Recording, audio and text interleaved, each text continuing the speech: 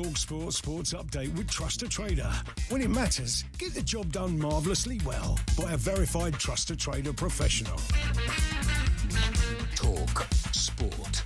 With the headlines at 4 o'clock, I'm Tom Clayton. Good afternoon. There's a suggestion that Ben Stokes could step away from the England cricket team entirely as he's investigated for an incident in a nightclub. He and Gus Atkinson are said to have been out past their midnight curfew. Cricket's regulator is also investigating. Here's George DeBell from the Cricketer magazine. In proportion, how bad is it? I wouldn't want to end a career. Maybe suspend him for a game, if that's what it has to be. Set an example. But to end a great career like this, we can do better than that. Meanwhile, it's been revealed Stokes was drinking with England rugby captain Maro Itoje before the incident with a player from the Saracens Rugby Academy later on. Iran's FA says the country's ticket allocation has been revoked 2 days out from the start of the World Cup. That means supporters who've already made plans will be unable to attend matches after news that a Somalian referee was blocked from entering the US. Ian Wright has hit out at organisers on his social media channels. I feel for the American fans who are desperate for this. American soccer fans who are desperate for this, how embarrassed they must be. How embarrassing for them this must be. This is, you know what, this is the World Cup. This is a World Cup of chaos. Elsewhere today, we understand Crystal Palace have agreed terms with Pierre Sarge to become their new boss. It's a 3-year contract that includes add-ons. Meanwhile, it's talkSPORT's understanding that Kieran McKenna is increasingly likely to leave Ipswich this summer, with Fulham interested. Also, we understand Bournemouth wants to give Alex Scott a new contract, but have put an £80 million price tag on him. And Maro Itoje will not join England's training camp ahead of this summer's new Nations Series in rugby. Get more at talksport.com. talkSPORT News. Police in Northern Ireland are calling for calm after a brutal knife attack in Belfast last night. And are many people delaying booking their summer holidays because of the Middle East conflict? Junaid has more at 5:30. talkSPORT weather with QuickFit. Keep spring journeys safe. Visit your local centre or quickfit.com to book your tyres, MOTs and servicing so you can drive away happy every time. Sunny spells and showers for most of us. Some areas staying dry. Showers most frequent in the north and west. Wet across central and eastern Scotland. Feeling cool. Get ready.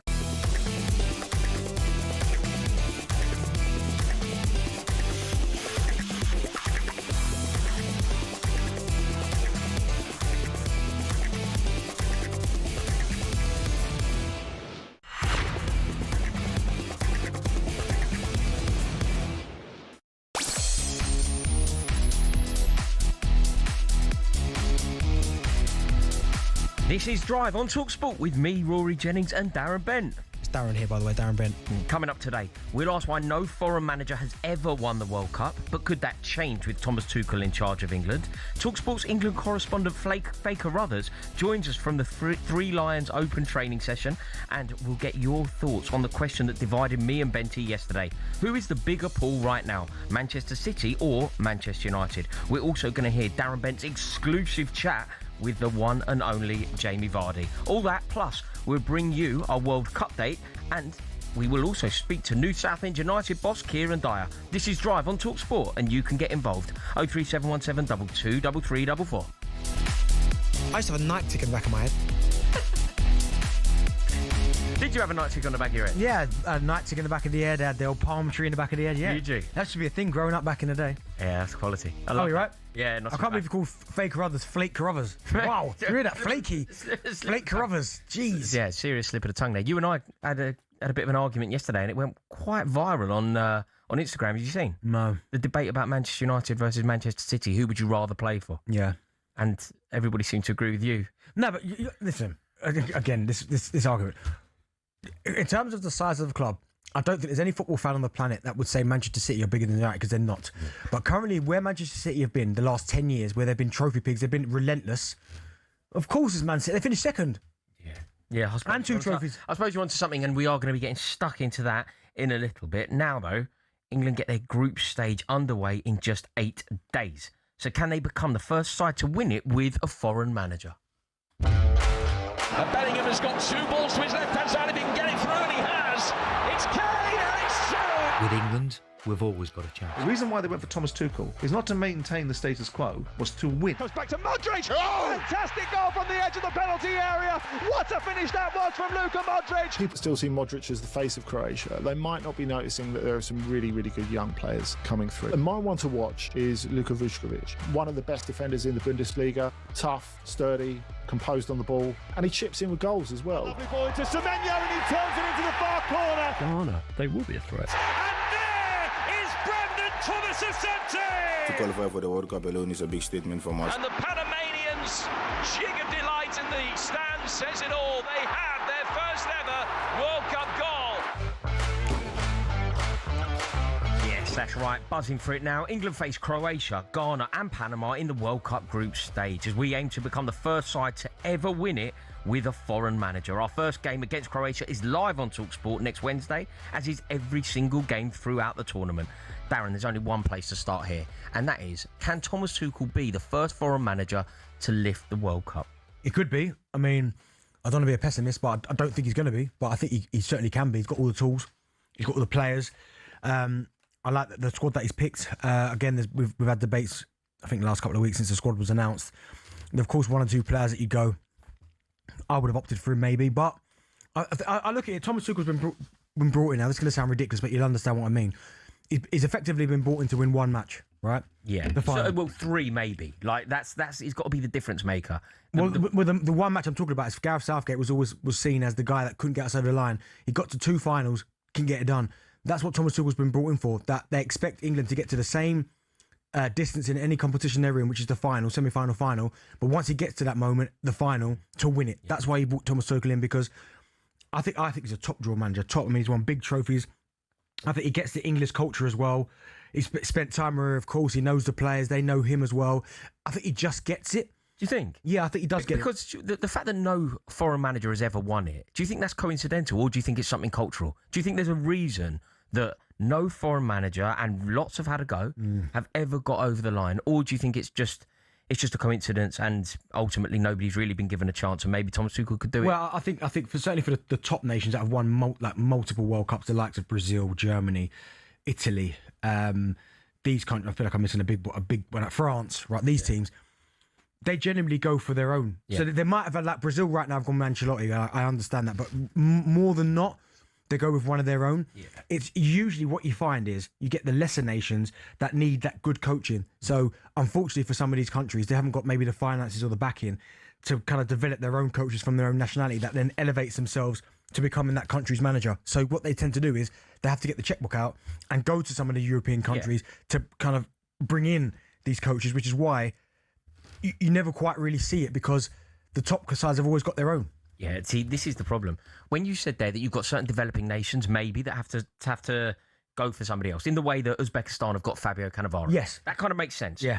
This is why the Thomas Tuchel appointment for England just really doesn't chime with me, really doesn't sit comfortably, because we are supposed to be the inventors of the game, be the home of football. Football's coming home. We are supposed to be we were at the genesis of football. We are supposed to be one of the most richest footballing nations, rich in terms of culture, but also rich in terms of finances. How can we not pick from within? Well, who would you have gone for if it weren't personally? Yeah, I would have gone for anyone English. Anyone? Over yeah, Thomas because Tuchel. you said something honestly, I forgot about that ridiculous shout that you come with. Remember? It wasn't ridiculous. No, it was ridiculous. You said you'd rather, and listen, he's a friend of mine, you'd rather Liam Rossini than Thomas Tuchel's England manager. Yes, in the way that in the way that I would rather Adam Wharton playing central midfield rather than Rodri. No, but okay, I can understand that. But who gives you the best chance of winning out of the two? Yeah, but that's not really the question. No, but that's the question I'm asking you. But I appreciate, by the way, Thomas Tuchel is far better manager. I'm not even arguing that. So who gives us the best chance of winning? Thomas Tuchel is a far better manager than Liam Rossini. Thomas Tuchel is a far better manager than Eddie Howe. But I believe Eddie Howe should be England manager. Okay, but who gives you the best chance of winning? Is it about winning or is it about taking part? But it's also about principle. It's also about principle. It's about pride. It's about your own rules, if not the rules of the governing body. And I think the fact that we have gone for a foreign manager, it feels like the least controversial thing you can ever say, but for some reason it's painted as being like really weird and really out there. So the England manager should be an Englishman. If he wins it, is there an asterisk next to it? Yeah, there is. It's kind of a German victory. Yeah, How? Because it isn't. What is international football, Darren? Well, international football, in theory, is supposed to be the best of what we can offer. Right? That I don't versus the best of what they can offer. Yeah. Thomas Tuchel is the best of what we can afford. We didn't develop him. Really, we shouldn't have him. The only reason we've got him is because our FA have absolutely no principle. They sold the Gareth Southgate time down the river. They sold the Howard Wilkinson pathway down the river, and they went for an easy fix because they didn't have the minerals to fight and give it to an English manager. Joe, I don't know if it's that. I think now at the minute, and listen, they might go back to, because I think what Gareth Southgate did, he did a lot of good, right, in terms of kind of uniting everyone. I think if England win this World Cup or the next Euros, I think it might go back to finding the Englishman. But I think there's an air of desperation. Because, and don't get me wrong, I think Thomas Tuchel's a fantastic manager. For me, I have got no issues whatsoever with that. The fact that he's German, managing the England national team, I haven't got an issue with it one bit, right? But I think it's got to the point now, the FA have probably looked at the squad that we've got, which is full of top players, right? Gareth Southgate had that squad for a while, couldn't get us over the line. I think the FA are almost panicking a bit, thinking, do you know what? Remember Belgium when they had that crazy, that brilliant side, that golden generation, De Bruyne, Lukaku, Toby Alderweireld, they should have won the Euros or World Cup 100%, right? I think the FA have looked at that situation and gone, do you know what? We can't waste this generation of player, you know. So who gives us the best chance of winning? Yes, we'd probably prefer an Englishman to be in charge, but Thomas Tuchel is available. Do you know what? But to hell with the principle. Look, yeah, of course. To hell with the principle. Well, it's about for them. Over the line. For them, it's about winning. And then I think if they do, then I think they might go back to the Englishman. But again, I've got no issues with Thomas Tuchel, not at all. No. What were you supportive? Do you think he's the right man for the job then? Yeah, he's the best man for the job. But then, what if we go full circle on this conversation? Why has no foreign manager ever lifted the World Cup? Because there's been so few of them. I was giving my reasons at the start about the lesser nations having to hire these European coaches, but I like Thomas Tuchel. I think he is the right man. I get it. Some people out there. Do you think culturally there's a problem? Like, the reason why an English manager is often the right man for the England job is because they understand the culture, they understand the nation, they understand the expectations. I think he does. Do you think he does? Do you think he's kind of immersed himself and been anglicised? I think so. You're coming with some mad words, by the way. Anglicised. What did you say earlier? Some mad. There's words I've never heard come from that side of the room. By the way, I don't think anglicised is particularly out there. It's like Genesis or something as well. All this mad words, man, coming out. I don't think that's particularly out there, Darren. No, I've never heard it before. What, anglicised? Not in this show. Thomas. Did it right now. Oh, I don't know. Who knows? Who knows? We might even make it. Well, we might make it all the way to a 4-syllable. Will you be celebrating like crazy if England win it with Thomas Tuchel? Yeah, of course. You'll be singing his name. Of course, but I would also say that it's going to be less sweet, the fact that we have had to rely on a German manager. For example, if an English manager, say Eddie Howe was currently manager of Belgium and England went out, I'd want Howe to win it. So I would take some glory in the fact that Eddie Howe won it with Belgium. So surely Germans can take some glory in the fact that we had to rely on a German to win a World Cup. And listen, you are going to get so many people, I think, that we're probably going to agree with you and say... No, I think everyone agrees with you on this. Honestly, I feel like I'm holding back the tide. Everyone I've spoken to, I've said this before. No, trust me, you'll get a few that go, I agree with you, Rory, that the England manager's job should be English, 100%. Okay, well, let's find out. This is Drive on talkSPORT with me, Rory Jennings and Darren Bent. Next up, we do want to hear from you.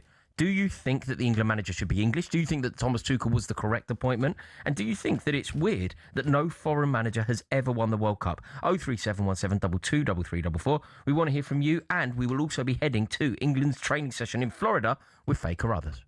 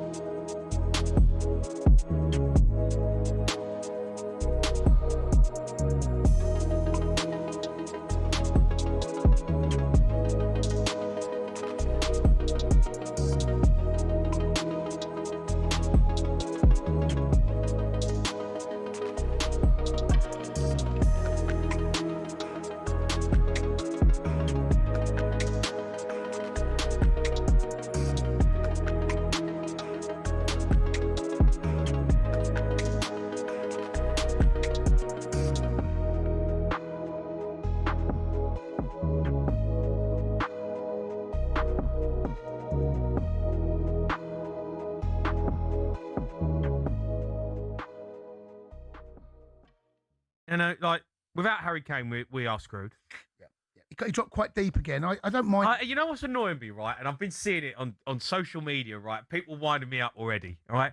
If I hear England fans coming on here moaning about Harry Kane dropping deep. I swear I'm going to lose my head. I totally agree. I'm going to lose my head. The guy has scored 50 goals this season. 61. He scored 61 goals. In all competitions. He scored 61 goals, right? And people are moaning about him dropping deep. When are people going to understand that is how Harry Kane plays? Mm-hmm. Yep. Like, he is, that is his game. He drops deep, he gets in pockets, he's hard to pick up, and then he'll find the box. He starts the build-up. Yeah, and it's like, come on, guys. I don't want to be hearing Harry Kane's dropping deep, Harry Kane's dropping deep. Like, we know now that is his game. That is how he plays. He scored 60 goals. As long as we fill the space that he drops out. Well, that's why you have Rashford and that's why you have Saka. That's what you need, runners from deep. You do. I hear people say, Ivan Toney should start. We should start Ivan Toney because, he stays up there. We need someone who's going to, lead the line. Mate, drop me out. Drop me out. It does my head in.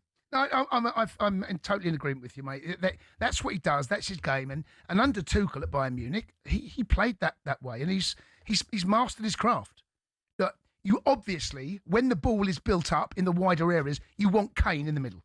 Obviously in the high and wide. Yeah. Because he can do the most damage. Well, he scored a great goal with the ball. He got his glancing header. He's just got magic in his body. He just knows where to score goals from anywhere. He does. It just winds me up. I don't want to hear it. If he's dropping deep.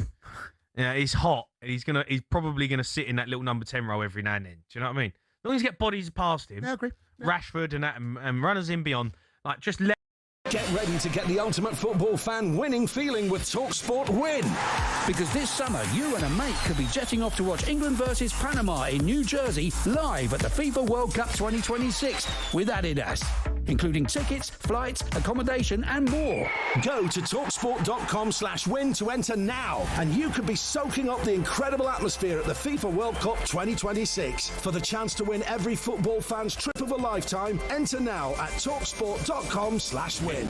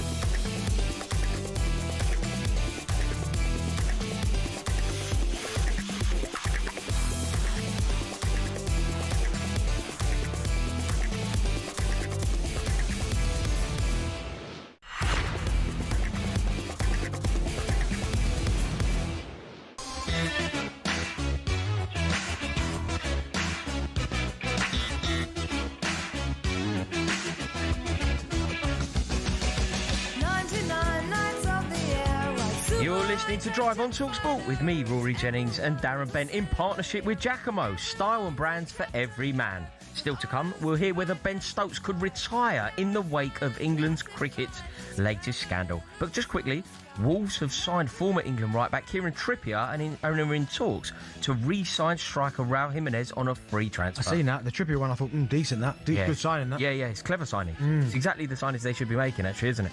Yeah, excellent player, very experienced, and Raul Jimenez going back there, I'm sure that will get Molineux up on its feet. Oliver Glasner is also in advanced talks to take charge at AC Milan. Now, in a moment, we're going to take your calls on whether England can become the first side to win the World Cup with a foreign manager. But first, the players are taking part in an open training session in Orlando, and we can head there now to speak to talkSPORT's England correspondent, Faye Carruthers.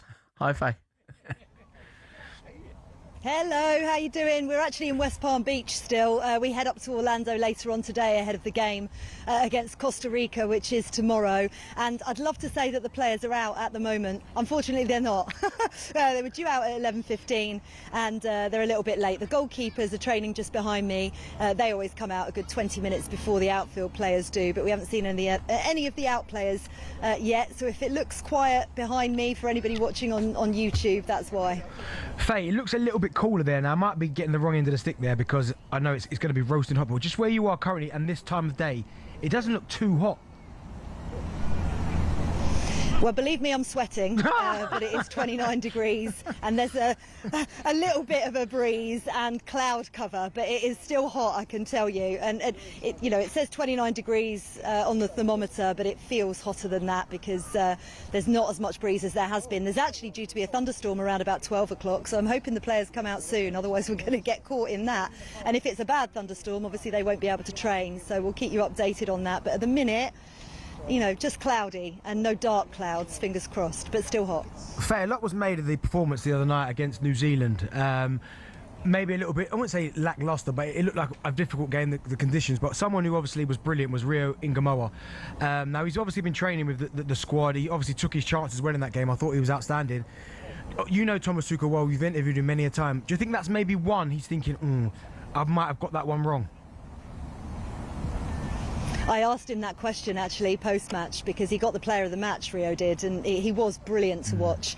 But of course, he's also going out there differently to the other players. The other players are heading into a World Cup. Rio isn't. He's just got that as a stage to perform in, and he's not worried about getting injured like many of the other players might have been.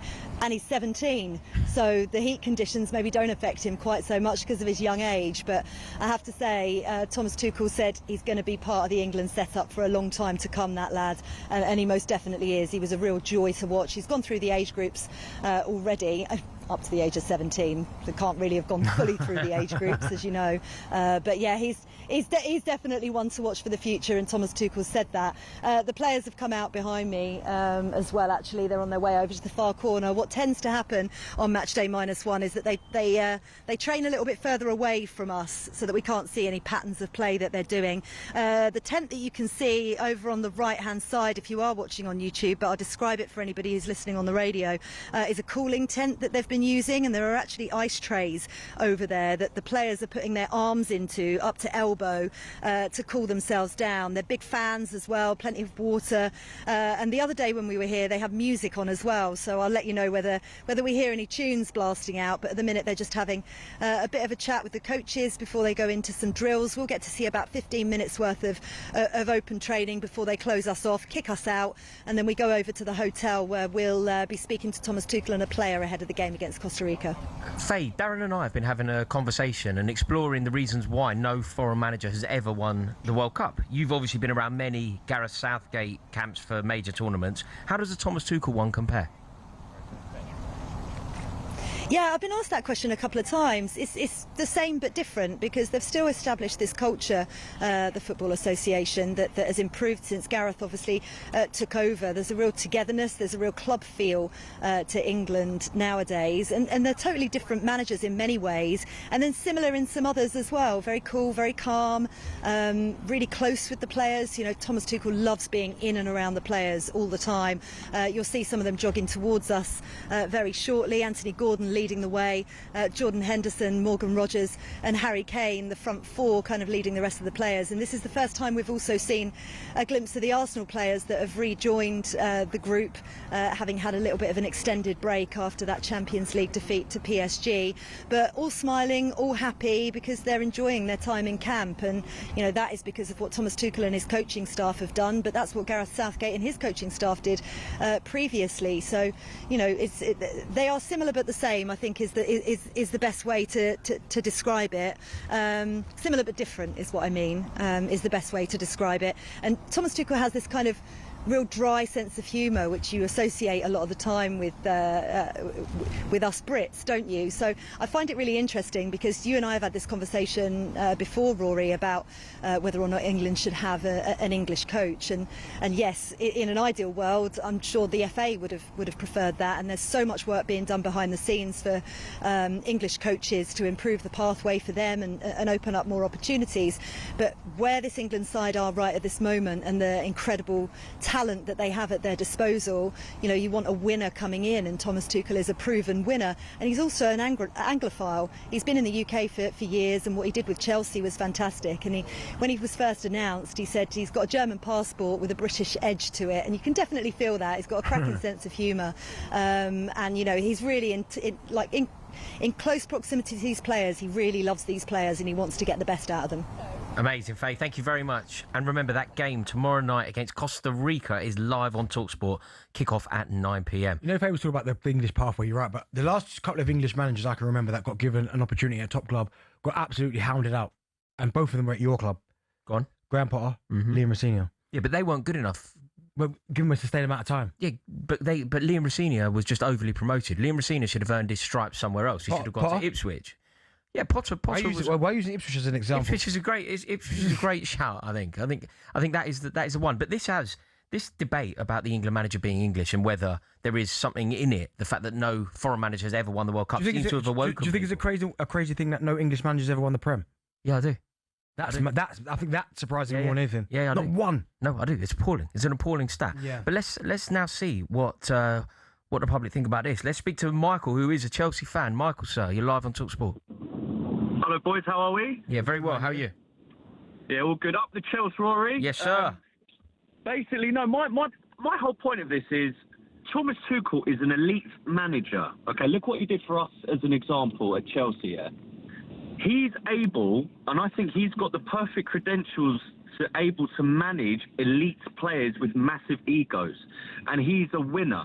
If you look at the English managers that you've mentioned, they don't have that mentality and that nous about them to manage those players. Now, you bring up Eddie Howe. Eddie Howe is a very good manager, but he's not an elite winner. He guided Newcastle to Champions League football, fair enough, and he won the League Cup. But you need more than that to manage the England national team. So that's why it doesn't matter if Tuchel's German, Austrian, whatever. He is an elite manager, and I think he's the best option to take England to win the World Cup. Michael, have we not had elite before, though? Look at Capello. Capello, elite. Yeah. Well, I get that, but then again, it was the players.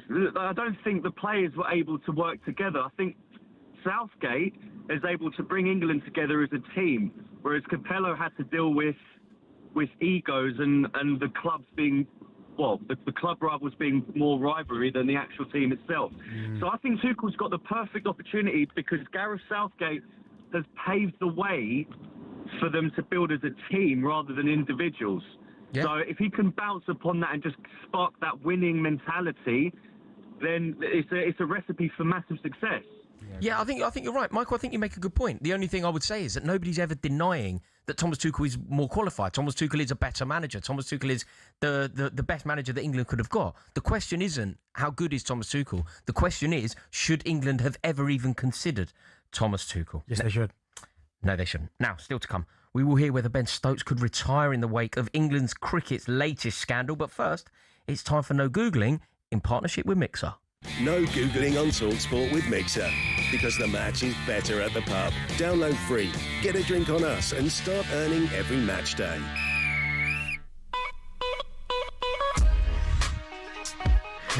We want to know who scored England's first goal at the 2022 FIFA World Cup in the opening game against Iran. Who scored England's first goal at the 2022 FIFA World Cup in their opening game versus Iran?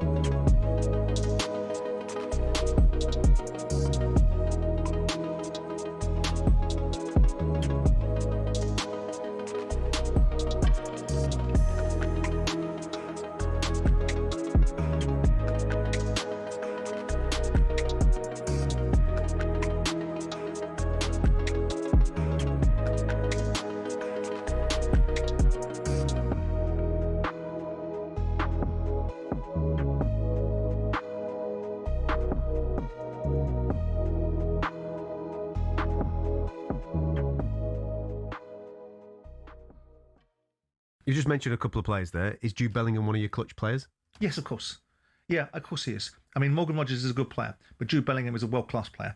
And despite the fact that maybe Jude's going through a phase in his career where people are not taking to him, and maybe there's some issues about some of his disposition. Yeah, I hear certain things in Madrid from relatively reliable sources that there's no relationship between Bellingham and Mbappe. The two egos can't be in the same room, and that's maybe why Mourinho's been brought back in to try and get some order in place.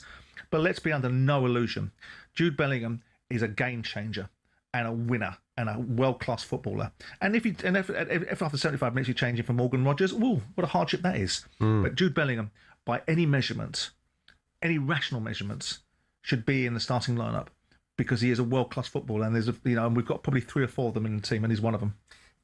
You've said that Tuchel's been brought in to win. Yeah. What happens if he doesn't? What's the attitude towards him if he doesn't? Conte loses. And that's not me giving him a get-out-of-jail card. I just gave you an example. If you were to play the French in the final of the World Cup, some hypothetical scenario, and we to play a game where we're bold and we play on the front foot and we're not waiting for the opposition to do something to us, we're at the opposition, taking advantage and opportunities, and we go to a penalty shootout because both teams have played a wonderful game and drawn 2-0 and we lose because someone misses a penalty. What do? Say to Thomas Tuchel, you failed. I know in the binary world that I would have it sometimes. You either win or you lose. Everyone can come second. It's not difficult. Just turn up. But there is a way that England... I'm looking at this tournament going, for once, beat someone that we, on paper, can't or wouldn't be expected to. And then we'll build from that. So in every tournament, I know we beat the Germans, but this was not the Germans of previous times. So we can't use that as an example. So I'm looking at it going, if we draw one of these sides that on paper that we don't beat and the Thomas Tuchel factor comes in, Ben Stokes and Gus Atkinson could be dropped for the second test with New Zealand next week. It's after an incident in a nightclub in the early hours of Monday morning. England's cricketers were already subject to a midnight curfew following allegations of a drinking culture. Here's Wisden editor Lawrence Booth. Stokes was part of the management team that imposed that curfew, and he is the one who's now turned around and broken it. So it's very hard now, I think, for him to hang on to the authority that he's had over this team, and England face a very difficult decision. The independent football regulator is talking to West Ham following historical allegations about their co-owner. David Sullivan categorically denies he pressured young models into sex as owner of the Daily and Sunday Sport. Without a criminal charge, Simon Jordan doesn't see how Sullivan can be forced into selling his stake at West Ham. I don't see where the IFR goes with this, besides making a statement that we're in the business of making sure that our job is seen to be visible. He's a shareholder. How do they force him to sell his shares? How do they tell him what the share price of that scenario is? I'm assuming he might want to sell his shares anyway. We understand Leeds keeper Carl Darlow is a target for Man United this summer. The last player to move from Leeds to Old Trafford was Alan Smith in 2004. And the administrator suspended for asking what former World Cup winner Maggie Alfonsi knows about men's rugby has quit. Matthew Smith has stood down from representing Warwickshire at the RFU. There is more at talksport.com.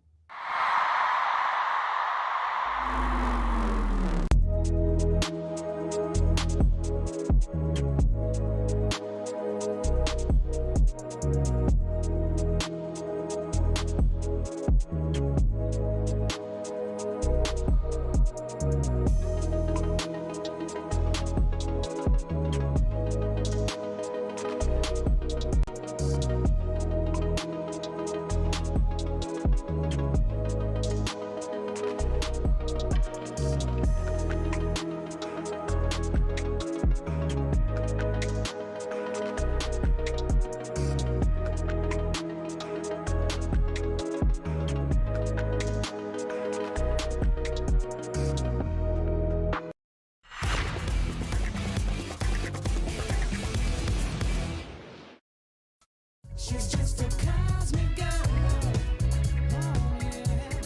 From another galaxy. Tune. You're listening to Drive on talkSPORT with me, Rory Jennings and Darren Bent. Still to come, we'll be asking whether players would rather join Manchester City or Manchester United right now, considering everything that's going on at both clubs. Who was a more appealing proposition for a well-sought-after footballer? We will be discussing that a bit later. Now, though, a few moments ago, we asked you who the first of today's No Googling questions, and we asked who scored England's first goal at the 2022 FIFA World Cup in their opener against Iran. As it's the week of the World Cup, we're not going to give you the answer. Instead, we want you to answer the question online at talksport.com/win for a chance to win £500 worth of Mixer app points, the ultimate way to level up your World Cup viewing at your local Stonegate pub. T's and C's do apply, 18 plus only.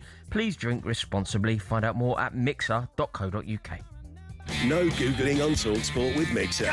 because the match is better at the pub. Download free, get a drink on us and start earning every match day. Right, now it's time for this. It's Kieran Trippier. Oh, it's in! What a start for England! Yes!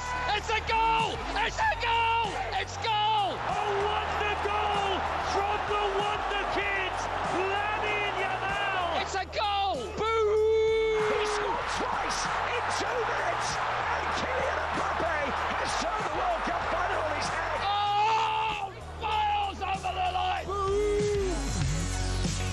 Yes, this is our new daily feature, World Cup Day, where we'll be taking a look at some of the latest stories ahead of the biggest show on earth, kicking off live on talkSPORT on Thursday. And we're going to start with the favourites, France, because they were 3-1 winners at home to Northern Ireland last night, with Elise scoring all 3. But former France under-21 striker Neil Maupay joined breakfast this morning, and he said he's yet to be fully convinced about their chances this summer. When you look at the squad, I think we can say we favourites to win the tournament. But I don't know. I've got to say I'm a bit worried because I've watched the last few games and we are conceding goals. And I don't know, Mbappe looks like he's not in his best shape yet. And, you know, I think coming into the World Cup when you're heavy favourites is not easy. So I don't know. I think we'll be up there, but there's other teams that can win it as well. God, a hat-trick for Elise. Yeah, nice hat-trick too. The last one was beautiful. He's a beautiful footballer, isn't he? Yeah, he's tremendous player. I used to have a debate with someone about it was a member of staff at Crystal Palace about when Eze was there and Elise was there, and I'd always say that Eze's the better player, and he always used to convince me and say, "Nope, Elise, he used to say to me, I'm telling you, Elise will go to the very top." Now they've both gone to the very top, but he said Elise is just relentless, and what he's showing this season for Bayern and for his country, I mean, no, he's got it all, hasn't he? Absolutely, he's got it all. He's got the Iron Robin where I'm talking about. I'm not putting him before people get carried away. Like I know exactly what you're going to say. He might be as good as him at some point, but Iron Robin used to have this trick, right, where even if I'm defending him, I'm not a defender, but he faces you up, I go, I know where he's going. He's gonna drop his shoulder and go inside, and he still managed to do it and find that far corner. It makes it an amazing achievement when the defender knows what you're going to do, but he can't do anything about it. No. And that's what Elise's got. You're absolutely right. He's been. I mean, for me, he's one of the best players in the world. If he has a good World Cup, France win the World Cup. Yep. He's got to be a tap-in for the Ballon d'Or, hasn't he? Yeah, I mean, listen, he'd be in the conversation for sure. You'd have to because, I mean, you look at Mbappe's numbers this year; they've been brilliant. Mbappe, Dembele potentially retaining it, but I feel like Elise has been standout. I mean, for club this year, he's got 25 goals and 28 assists in 57 games. That is absolutely incredible, and he's going from strength to strength. So, I think it's a stupid question to even ask. Is he one of the best players in the world? But he is for sure. I think he's the best player in the world in that position. Him or Yamal. I think that's just pick him. Yeah. Some people will say Yamal. Some people will say Elise. I don't think there's any particular right answer. I think they're both very special. Yeah, I agree with you. I really do. Here's one for you, Darren. Do you think it's weird that France have left it so late to fly out there? Look, most teams have been in the US for some time now, but France are still not there. Do you think it's a risk when it comes to like getting used to the conditions? A little bit, yeah. Acclimatising to it. It seems a bit strange, but I almost feel like I look at France, right, and think they're a team not full of mavericks, but they do a lot of it off the cuff. There's a lot of big egos and personalities. Now, Didier Deschamps has done a wonderful job being in charge of them for over 15 years. I almost feel like he knows what he's doing in terms of how to manage these players, because you've got the Mbappes, he's won a World Cup already, scored a hat-trick in the final, he's top player. Dembele's won a Ballon d'Or. You've got Doué, people that have won Champions Leagues. Do you know what I mean? There's so many big personalities in there, right? I almost feel like Deschamps goes, all right. And then you've got N'Golo Kante in the middle of it. Yeah. Like, holding it all together. Yeah. It almost feels like, go on. Just let them play. Let them go and play. Let them play. It wouldn't surprise me if he even asked the players and said, listen, what do you want to do in terms of going out there? Yeah. Like, do you want to go out early? And they probably made that decision. Do you know when a side is that good and they've got so many mavericks and they've got so many natural footballers and natural match winners? Do you think you can do that? Do you think, like, as a manager, do you think Deschamps' responsibility is actually just allow them freedom, allow them to play, allow them to be happy? Do you think that could be his tactic? I think so. And I think it was the same thing Zidane did when he was at Real Madrid, 3 in a row. He almost went, you got Cristiano, you got Gareth Bale, you got Toni Kroos, you got Modric, you got all these world-class players, like top players. They don't need to be almost coached. Yeah, put them into positions and from a tactical standpoint, when they've got the ball, like they do this to make sure you're in this position. But in terms of offensively on the ball, go and enjoy yourself. Go and play. Amazing. Going to keep an eye on that one. The French side, though, they really do look like genuine potential winners. We now need to talk about Argentina. Lionel Messi has recovered from injury in time to be fit for their final warm-up game against Iceland tonight. But their manager, Lionel Scaloni, has said that they will need to manage his minutes ahead of their opening group game against Algeria next Wednesday. What do you expect from Lionel Messi going into this tournament, Darren? Listen, he's getting older in age. I mean, what is he now? 38 years old. I expect to see Lionel Messi doing what Lionel Messi does, which is defensively, not too much, really. Not going to go and press anyone, just almost hover around a little bit, but almost make himself available. So he'll almost drift into certain positions, and I think that's when he's at his best. When he just almost drifts, he walks around, and then he hopes one of his teammates will win the ball back, and then the first port of call is, right, where's Messi? Bang, get it to his feet. He's in 10 yards of space. That's what I expect, and I understand the manager saying about they're going to have to manage his minutes, but I still expect him, even at 38 years old, to have a massive impact, because with the ball at his feet, I mean, you look at some of the goals he scored in the MLS, and the passing, the assists, the quality's still there. Yeah, we know that he can't run maybe like he once could, or he's as strong as he once could, but his brain is just as fast as it has always been. So I expect him to have a big World Cup again. Maybe not be the force he was when they last won it, but still to play. Can you see them retaining it? Like, it's very hard. It hasn't happened for decade after decade after decade that someone retains a World Cup. No, I mean, so rare. I think it's very rare you get like a team that goes 2 in a row, 3 in a row. Like, you go back, again, Brazil, 94, 98, 2002, 1, 2 out of 3. Yeah. So it's rare you get that. I think Germany were maybe 1, but it's so difficult. So do you think they can do it, Argentina? Are you taking them seriously? Yeah, you've got to take them seriously. But I don't think they'll win it. They're not one of my favourites. But as you said there, if their player sharp, Messi shows up, obviously Enzo Fernandez, your boy, Julian Alvarez, they've got players there that are dangerous, that can hurt you. So you've got to take them seriously for sure. Yeah, I completely agree. Right, let's move on to a big story emanating now from the United States over the last 24 hours. A big story that's what? Emanating. But you need to take this up with the producer. This has nothing to do with me. This is written. All I'm doing is reading. Emerging, bro. Don't say imitate. This is emerging. Oh, it does say emerging. Sorry, Joe. It does say emerging, to be fair. No, sorry. I think it's similar point of view. What is just coming out of your mouth? The story that we're discussing here, though, is around Omar Artan. He was set to be the first Somali to referee at the World Cup finals, and he's been dropped from the list of officials after he was denied entry to the United States. Former FIFA referee Christina Uckel joined H&J earlier, and she said that she was gutted for Artan. To be an official at the World Cup, this is not a 4-year endeavor. This is an 8-year, 10-year endeavor. You have so much personal sacrifice of your time, time with family. Usually you end up sacrificing your job to pursue something that's never, confirmed, right? You're only as good as your last game. And this is the 2025 CAF Referee of the Year, more than well-deserved. First Somali referee to take charge of a World Cup. And particularly, and I've said this before to others, offline, is there are certain countries I would not go into unless I was going on behalf of FIFA, because of FIFA's ability to get and ensure that your visa regulations and that you'd be safe and that, there would be no issues entering the country. A FIFA statement has said they are not involved in host country immigration processes, including visa adjudications, and has been informed by authorities that Mr. Artan's status will not be changed at present. Meanwhile, Artan has told the New York Times that he holds the right papers and visas and is simply a referee who's trying to live his dream, the biggest dream of my life, to come to the World Cup. This feels like a disgrace, Darren. Yeah, it's awful. I feel for him as well. And we had the reporter on there talking about 4 years, 8 years. It's something he's probably dreamed of since he ever wanted to be a referee. So it's probably longer than that. He's worked his way up to that situation. And the fact that now he's not got the opportunity to go to a World Cup, I think is disgusting. It's probably one of the only countries that would happen. If it wasn't in America, he's refereeing at a World Cup. Do you know what I mean? It's poor, it's disgusting, it's awful. But then almost a statement there from FIFA as well. Just hiding behind red tape. Weak. It's weak. It is weak. Whenever FIFA have got to tackle situations like this, racism, they never get it right. Yeah. They never ever get it right. It's awful. It's appalling because, listen, it's the World Cup. It's the biggest event on the planet, bar none. And the guy's about to live his dream, and the fact that they've denied him, and then they're like, well, we can't get involved with countries' immigrations policy.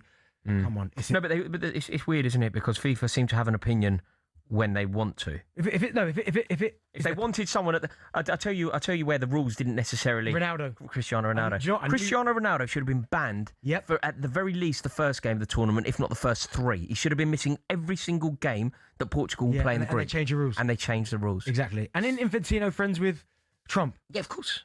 So honestly, it's disgusting. Honestly, it is disgusting. Yeah. He gave him the Peace Prize. I'm not even going to get into that. Yeah. No, I really do think that this is appalling, and I desperately hope that something happens here.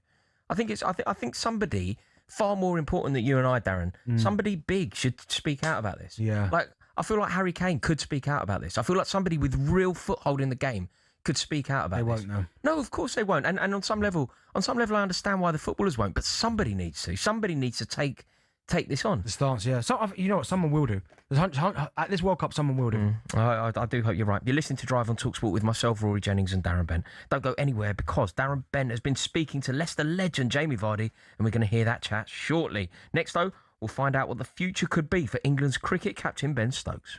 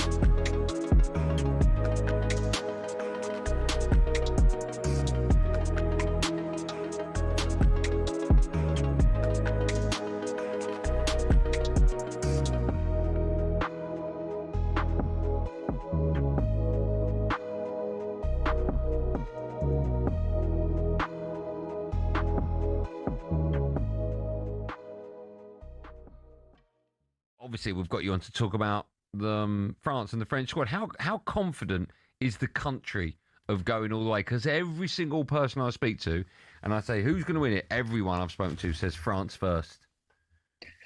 When you look at the squad, I think we can say we favourites to win the tournament. But I don't know. I've got to say I'm a bit worried, because I've watched the last few games, and we are conceding goals, and I don't know, Mbappe looks like he's not in his best shape yet. And, you know, I think coming into the World Cup when you're heavy favourites is not easy. So, I don't know. I think we'll be up there, but there's other teams that can win it as well. France have got an outstanding forward line, haven't they, Neil? I mean, look at Elise's form, Dembele, Mbappe, Barcola, Doué. But like you says, is it the defence? Maybe a full-back, left-back, right-back? Do you think that's where they might let themselves down? I think that the defense is a bit of a problem right now. I've seen a stat yesterday watching the game. I think in the last, they've conceded a goal in the last 5 or 6 games, and that hadn't happened in years, I think. So, which for me is not a good sign before tournament. And also, like you said, we've got a lot of amazing forwards and strikers, but I think the downside of it is also, can they defend? Can they help the team when is going to be needed? And I think...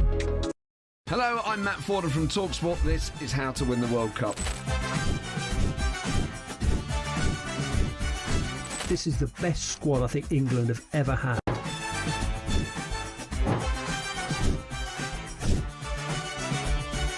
He used to love America, now he doesn't. It's very sad. It was so important to succeed because of all the pressure we received. Don't jump for this one, I'm going to knock his head off. Warning, this podcast does not guarantee England will actually win anything.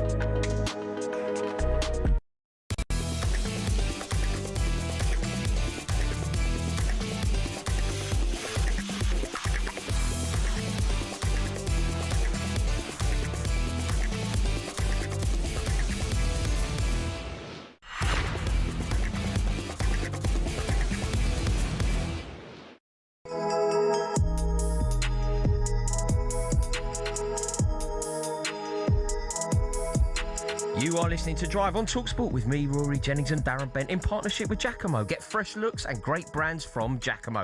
Still to come, we'll be asking whether players would rather join Manchester City or Manchester United right now. But just quickly, Tottenham are reaching a deal to sign winger Savinho from Man City for 60 million quid. Big signings from Tottenham. Do you know what? I like it though. I like what they're doing. We spoke about it yesterday. They're being proactive. They're not waiting. I think that was a lot of the Spurs fans kind of getting angry because they always felt like Daniel Levy maybe was a little bit a step behind. Yeah. But fair play to them. I mean, that's Van Hecker looking at Robertson, and said there's Senesi now, Savino. And it's what you mentioned to me, Darren. I think when we spoke about this yesterday, you said it was such a good strategy to be building from the back. You have to. And they're getting it right, aren't they? They have to. I still think the goalkeepers is a big issue because I'm not a big fan of Vicario, but I think they can find better. We spoke about Trafford, but I like what they're doing. They've got Maddison creativity. They've got Xavi Simons.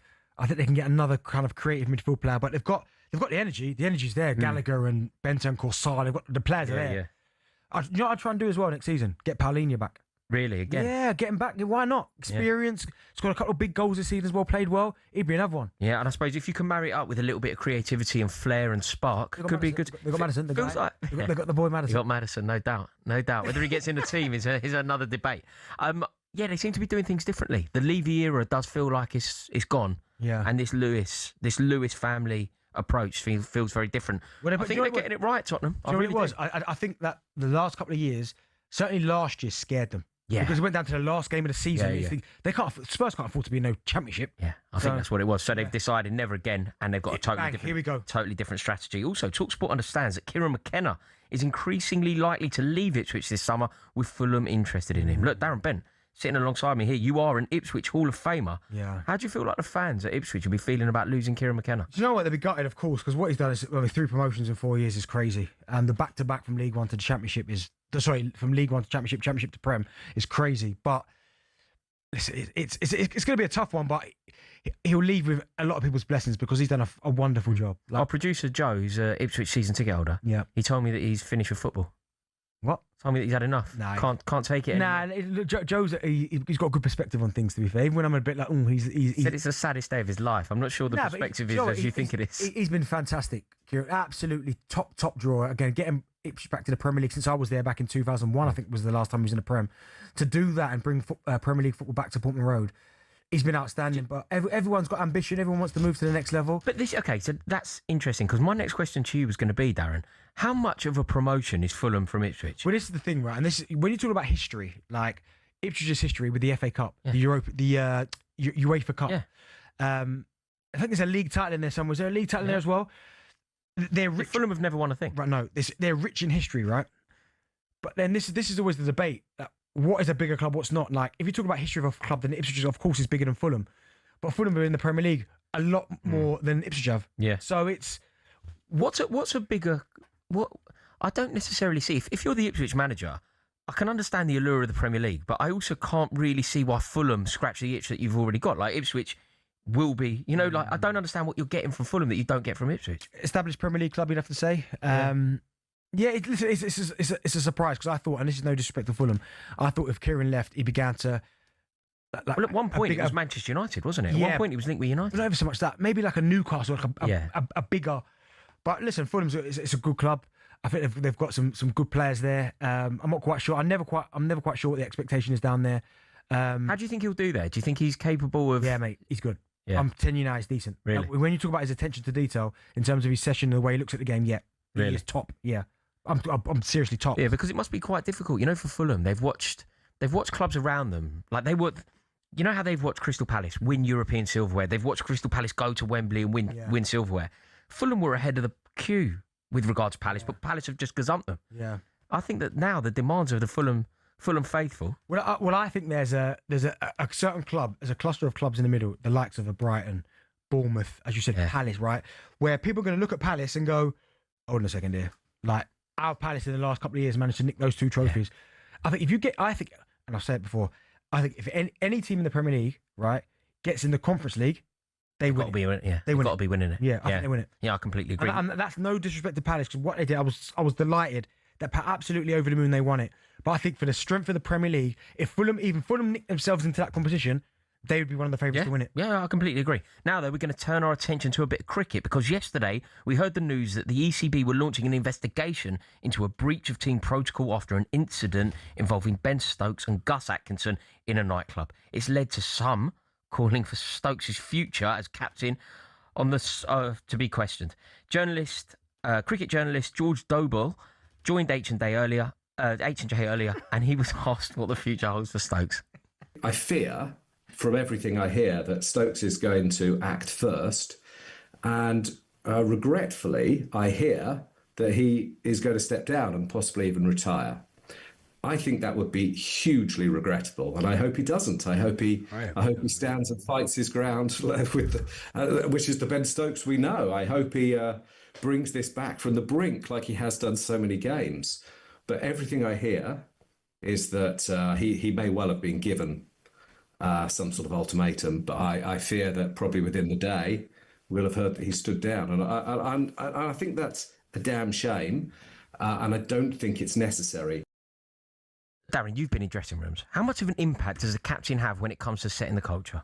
Yeah, it's huge, absolutely huge. But listen, I had captains in my dressing rooms that go out regular, but the most important thing for me was, and for the club, was that come Saturday they put a performance in. So I know sometimes it's the optics of how it looks, and you go, oh my goodness, he's supposed to be the club captain. He's got to set an example. He's got a lot of experience, but at the end of the day, some of these guys are human beings, and yes, there's a certain way. Of course, you've got to live your life, but as long as Ben Stokes is putting in the performance for England, then that's all people care about. Now, the Ashes is the problem because it was that bad. But I think in football culture, in any sport that you're in, it's a team environment. If you're going to live your life a certain way, you're going to go out, you're going to enjoy yourself. But then come Saturday, 3 o'clock or whenever it's 5:30, you put in a performance, you'd go, you know what? Doesn't matter. Yeah. That's fair enough because he's still at it. Do you know what I mean? So, but I agree as well with Ben Stokes. If you walk away from Test cricket, man, or just cricket in general, it's tough. They can't go back. No, it'll be a real shame. And we will, of course, keep you across that. This is Drive on talkSPORT with myself, Rory Jennings and Darren Bent. Still to come, we'll hear Benty's exclusive chat with Leicester legend Jamie Vardy. Next, though, we're going to continue our conversation. Who is the bigger pull? Is it Manchester City or is it Manchester United?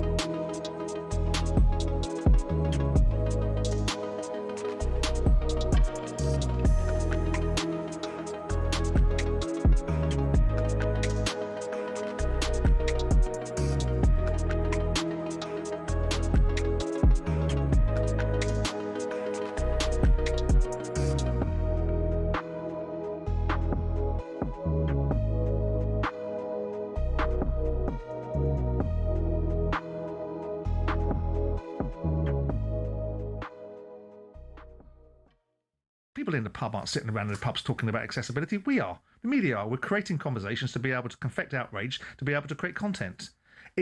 Most people accept it. They accept the reality of the circumstances that these premium games, these premium tournaments have a caveat which means that ultimately they're beyond the reach of most people. That doesn't make it right. I'm not arguing for the right and wrong of it. I'm putting the pragmatic reality of it. I do not know, and at this moment in time, I'm not sure that we do know, the reason why this referee wasn't allowed in the country. If he didn't meet the visa requirements... He hasn't met the vetting requirements, is what I'm being told. So that's not a mess. That's an issue from his side, and it's an issue from the people that represent him. As far as the Iranians are concerned, with due respect to whether you like it or you don't like it, the US is at war with Iran. It's hardly a surprise that you are not going to particularly want Iranian supporters coming into the country, despite the proclamation at the time, with the circumstances that Infantino was orchestrating and illustrating, that we want it to be the most inclusive World Cup you could possibly be, and it will be available to everybody. But there are exceptions. If you don't meet your visa requirements, and if you're at war with a country, those are possibly reasonable exceptions. You've now got a World Cup that's got 48 teams rather than 32. So already you're making it more accessible. Yeah. So there are lots of pros and cons. What we are doing is we're doing what media usually does, which is find a reason to find something other than the football to talk about. And I quite like that because I don't want to spend my entire time talking about who plays left back for Costa Rica. But I get the parameters of every tournament comes up, whether it was Russia, whether it was South Africa, the stadiums weren't going to be built, whether it was Russia because of the nature of that country's environment and the way that they live.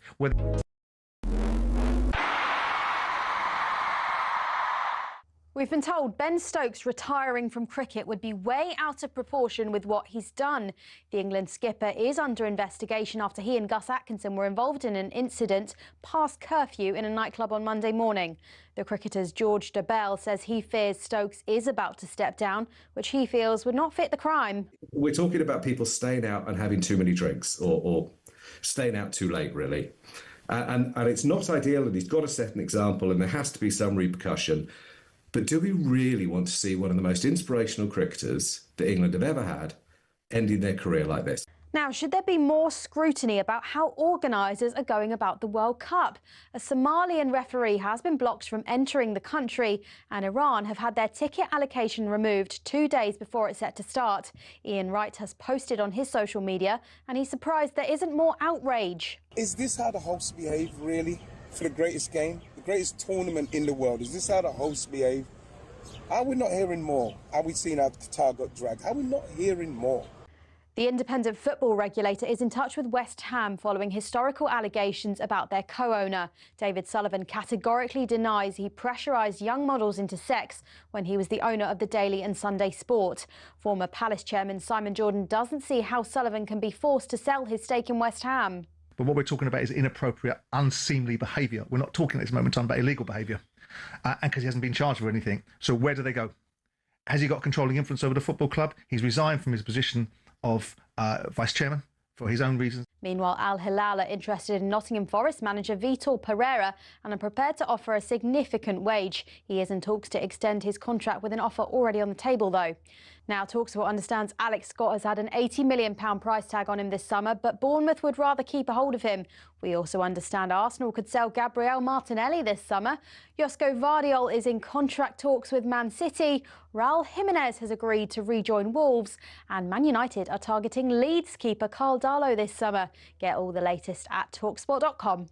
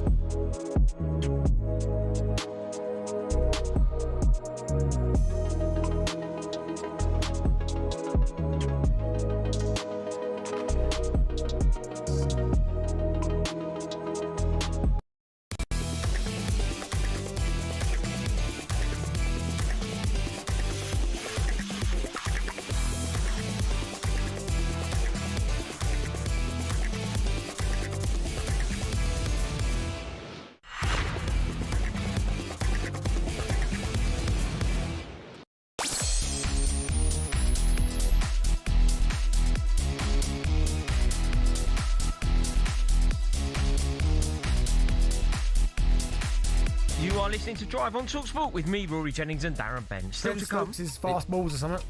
Still to come, we're going to be hearing Benty's chat with Premier League icon Jamie Vardy. But now, which Manchester club would you rather sign for right now?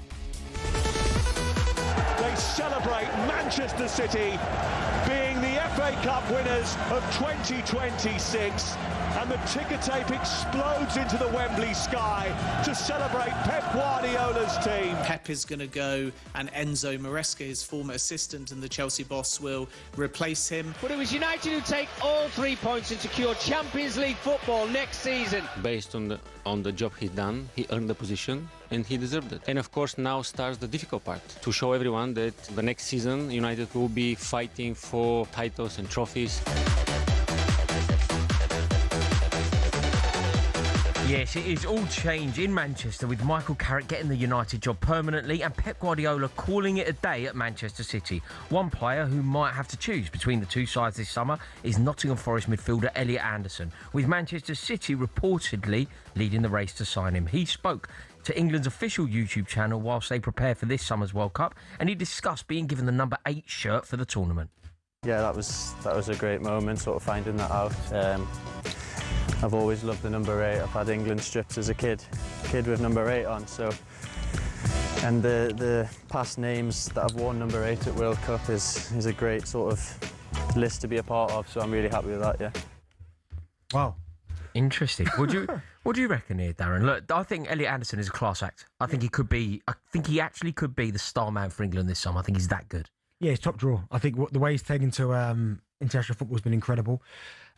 He's now in the position where I was always thought he was a 10 or more of an attacking midfield player, but I think he can play that 8 if he has to. But obviously, his best position is holding.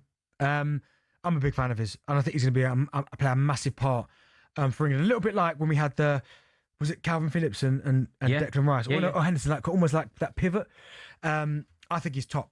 I have heard some people make the comparison and say, well, listen, Calvin Phillips was brilliant, which he was for Leeds. Yeah. Got the move to a bigger club in Manchester City, and now I couldn't even tell you where he's at. No, he struggled. He really struggled. But you have to remember that tournament that was played at home, like the delayed Euros. Yeah. He was probably England's best player, along with Raheem Sterling. He was probably England's best player at that tournament. Yeah, he was top. I mean, Raheem was incredible, but you're right. But with Elliot Anderson, it just seems like he's built differently in terms of the hunger, the desire, the quality on the ball, the pass, and the range of passing, the goals that he can score. Exactly that, isn't it? He's good at everything. You know, when you think about like total midfielders, that's what he is.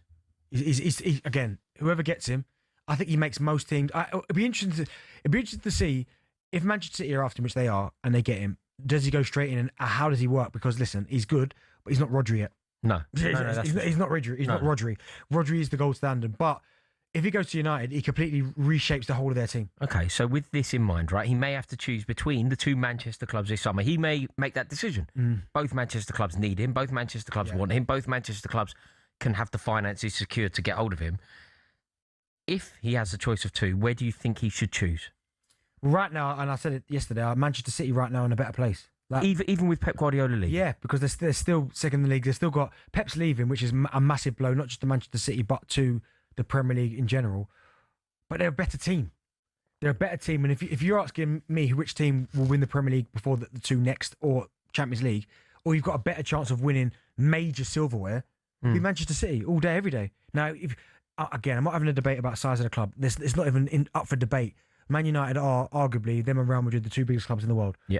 But where they currently are right now, for winning next season, Manchester City are better. Even with Enzo Maresca? Even Maresca. See, if it was a managerial, if it's the allure of the managers, yeah, Michael Carrick is a more iconic manager than Enzo Maresca, isn't he? Going to play for Michael Carrick is more inspiring than going to play for Enzo Maresca. Why? Because Michael Carrick was an elite level footballer who was part of an integral part of the best Manchester United team ever assembled. I could give you many elite player that ain't good managers. Yeah, but from what we've seen of Michael Carrick as a manager, he's a good manager. Sample size, but okay, in their two sample size of managers, who's done a better job? I think Enzo Maresca's managerial career so far might be slightly more impressive, but only just. Only just. What have you seen in Enzo Maresca to suggest that he's the man to take Man City on after Pep Guardiola? He got Leicester promoted, so they both had managerial experience in the Championship. One got a team promoted, one didn't. Right. Yeah. Okay. Then they got the step up to the Premier League. Yeah. Now, I know Michael Carrick's only been in the job a small amount of time, and I think he's done a wonderful job. He was an unbelievable footballer, and I think he is doing an amazing job at Manchester United. But Enzo Maresca has won 2 trophies. Regardless what the 2 trophies are, all you can do is win the competitions that you're in. Do you know what, though, Darren? You're being really generous here in terms of what those trophies were. Okay, imagine he didn't win them. He's won 2 trophies, but one of them isn't really recognised as a trophy. One of them you can't really recognise the legitimacy of it for Chelsea. We play Shamrock Rovers on the way to that final. I get all that, but all we can do is win what's ahead of you. And the other one is also slightly misleading. Like, we won a tournament in America, we won a tournament in the summer. You beat PSG. We beat PSG in the final, yeah. We beat PSG in the final. Okay, either way, Enzo Maresca can only do what's in front of him, and he's done that, right? Yeah. So going to Manchester City, he's coming in off the back of winning trophies. Do you know what I mean? So he's got that experience. And even when you look at the two sides, right, I need you to tell me which player from Manchester United gets in the City team, right? So you could even start with the goalkeeper, right, for Manchester City. Would he... Senna Lemons might get in. Donnarumma's probably better, but I didn't think Donnarumma... Probably better? I thought Lemons one of the signings of the summer. I get that, but he's not better than Donnarumma. I didn't think Donnarumma was particularly impressive for Man City last season. Who's a better goalkeeper, Rory? Come on. Probably Donnarumma, but I don't think it's quite the tapping that you're making it. Okay, right back. Who's right back for Man United? Yeah, no, right back. Although... No, right Dallo? back. No, but neither work. Neither are better than whatever City would put forward. Nunez or okay, Gahey, Vardiel, Ruben Diaz. No, the 2 centre halves. Although, could Harry Maguire? Yeah. in terms of the season that he had, would Harry Maguire, if you were to do a combined 11 of the previous season... He's not getting ahead of Ruben Diaz or Mark Gahey, no. No, Gahey's in. It's Gahey +1. Maguire's not better than Ruben Diaz or Vardy. No, but for the season that they just had. I'm not putting Harry Maguire in. Okay. The season they've just had, and Harry's been brilliant since Carrick came in. Before that. Okay, so 2 centre-halves, Man City. Nico O'Reilly, obviously. Yeah, but I do like Luke Shaw. But Nico O'Reilly, yeah. Okay, so far, none. So far, none. Yeah, none. All right, Rodri starts. Okay. Okay, from last season, Bernardo Silva. Yep, Bernardo Silva starts. And Bruno Fernandes is Bruno Fernandes is in. He's in, right. Bruno Fernandes is in. Haaland or... Yeah, Haaland's in. Semenyo or... I think now it gets a little bit tighter, doesn't it? You'd find room in a combined 11 of Manchester clubs. You'd find room for Mateus Cunha. You'd have a conversation about Brian Mbeumo. Okay, who's Semenyo getting ahead of? Not Semenyo. Who is Mbeumo? He's not ahead of Semenyo. No, okay. That leaves one spot on the left. So you got Cunha or Doku. Yeah, I think Cunha gets in.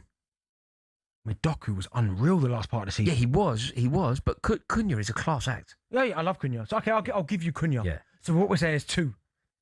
Yeah. And you're telling me that Man United are in a better shape than Man City? No, but Manchester City, a lot of what we're talking about Manchester City now, I feel like it's peaked. Guardiola's gone. Bruno Fernandes, Bernardo Silva has gone. Yep. We're in a situation with Rodri we don't quite know. John Stones has gone. Okay, yep. So I feel like there is a new version. I didn't even mention John Stones then. No. Is it Vardy, Mark Gahey, Ruben Diaz? It's just a new look Man City. Everything that was good about Man City, the pulling power that Manchester City had, loads of it revolved around Pep Guardiola. You have a laugh. Look at the players they assembled before he even got there. Torre, Aguero, David Silva. Yeah, but they've gone to a new level They've gone to a new level. I've just named 3 probably the Pep signed De Bruyne. But De Bruyne became the player that you're seeing now. But De Bruyne became the icon at Man City. They signed a guy from Wolfsburg. My point is that I just think that right now with the team that they've got, Man United. So what you think? If Elliot Anderson has a choice between Man City and Man United, he just chooses Man City. There's no debate. No, I'm sure there is a debate. There's always got to be a debate. It's Man United. But my point is, if I'm looking to win things sooner rather than later and big trophies, I'd rather go. But do you not think that if Elliot Anderson is the player that we think he is, yeah, he could be the player to resurrect Manchester United. He could be the player to take the first title for 13 years back to Old Trafford. He could be the player to get the Stretford end singing again. Do you not think all of that? He goes in, he takes over from Casemiro, he links up with Kobe Mainoo, he helps Bruno Fernandes become one of the best players in the world. And then you think about the potential of the club. They're back in the Champions League. As great as he is, Elliot Anderson is, right? I can counter that with Rodri. So whatever Elliot Anderson can do, Rodri can do that better. Yeah, but I think Rodri's a better player than Anderson. I don't think Elliot Anderson going to Man United, which would improve them massively, still takes them past City. But suddenly that midfield, Kobe Mainoo, Elliot Anderson, Bruno Fernandes, is a really solid midfield. Yeah, it's good, really. It's a midfield, in fact, that's capable of winning a league. Up against who? Well, that midfield trio, if they were to win a league, they are capable. That is a midfield trio capable of winning a league. Yeah, but there's not enough around them. No. What they would need is a centre forward. Other teams have got better players. Okay, even Chelsea's midfield. I know it ain't been great, but you can't tell me that Caicedo, when he's at it, Enzo and Cole Palmer can't go up against that midfield. Yeah. I think it can. I think it can. Arsenal's. Where I'm just massively different from you here, but your words are probably more true than mine. I just think that Manchester United are a completely different being to Manchester City. And any player would dream of playing for Manchester United far more than they would dream of playing for Man City, especially now Guardiola's gone. I think Guardiola was the equaliser. Guardiola was the reason why you go, do you know what? I'd love to play for Manchester United. I'd love to hear the Stretford end sing my name. I'd love to follow in the footsteps of Beckham, Ronaldo, Ince, Eric Cantona, and the Holy Trinity that were there before. I'd love to do that, but Guardiola. Now it's Enzo Maresca. That isn't inspiring. Yeah, Nobody dreamed of playing for Enzo Maresca. Yeah, but you're still talking about Manchester City Football Club. Now, I get it. Some Man United fans are stuck in the Fergie era and trying to elevate themselves to a level they're no longer currently at. Do you know what I mean? They finished third last season. They finished near the bottom the season before. Manchester City have been consistent for a decade now. Yeah. Well, I'll tell you what, we're taking your calls on this, and we want to know, who do you think has had a greater pull in Manchester right now? 03717 22 3344. Stuart, the Manchester United fan, is live. Hi. This is a very interesting discussion because, I mean, the most recent head-to-head between the teams, I think, didn't United beat this amazing best team City, that you've just compared? I don't know.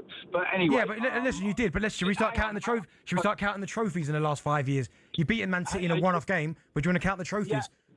No, fair enough. I'm not going to argue trophies, but that's history. Yeah. All right. So we forget history for a minute. Okay, with this season just gone, they've won 2 trophies. So my point is this: if you were choosing a club now, you obviously there is a little and there is a little bit of wallet, yeah, and also you're going to take advice from your agent who can get you the best deal or whatever. My point though is, given that all of the so-called football finance experts are expecting the hearings, the results of the hearings for the 115 allegations any minute now, how could anyone make a decision like that, whether it is for or against United or City? If you had a choice, Stuart, just before you go, Stuart, if you had the choice, you're Elliot Anderson, you can play for Manchester United under Carrick, or you can play for Manchester City under Enzo Maresca. What club are you signing for? Well, I'm a season ticket holder at Manchester United, so obviously I'm going to say United. Obviously, you're coming at this with no bias. but I'm not. Well, okay, so your football finance experts bias?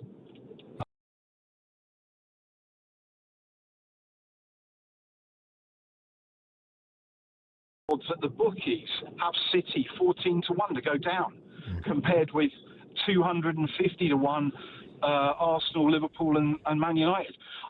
There is, I know betting is betting and people bet on silly things, but the point is, we're going to find out sooner or later whether these allegations have been found to be true or not, and there will be a punishment. And I've got one more very quick point, I'll let you get on. If the punishment is lenient, and what I mean by lenient, financial only, which means nothing to Manchester City, because they have more money than most countries as a football.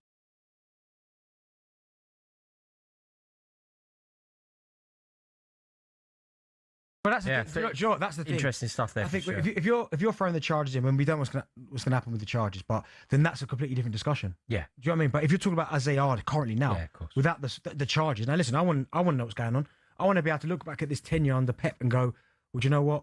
It was unbelievable. But there's always going to be that. Oh, well, there was that. Yeah, we need a resolution, don't we? 100%. We really do. You are listening to Drive on talkSPORT with myself, Rory Jennings, and Darren Bent. 03717 223344. Let us know what you think. Manchester City or Manchester United? Who has the greater pull right now? Don't go anywhere, because shortly we're going to hear Benty's exclusive interview with Leicester legend Jamie Vardy.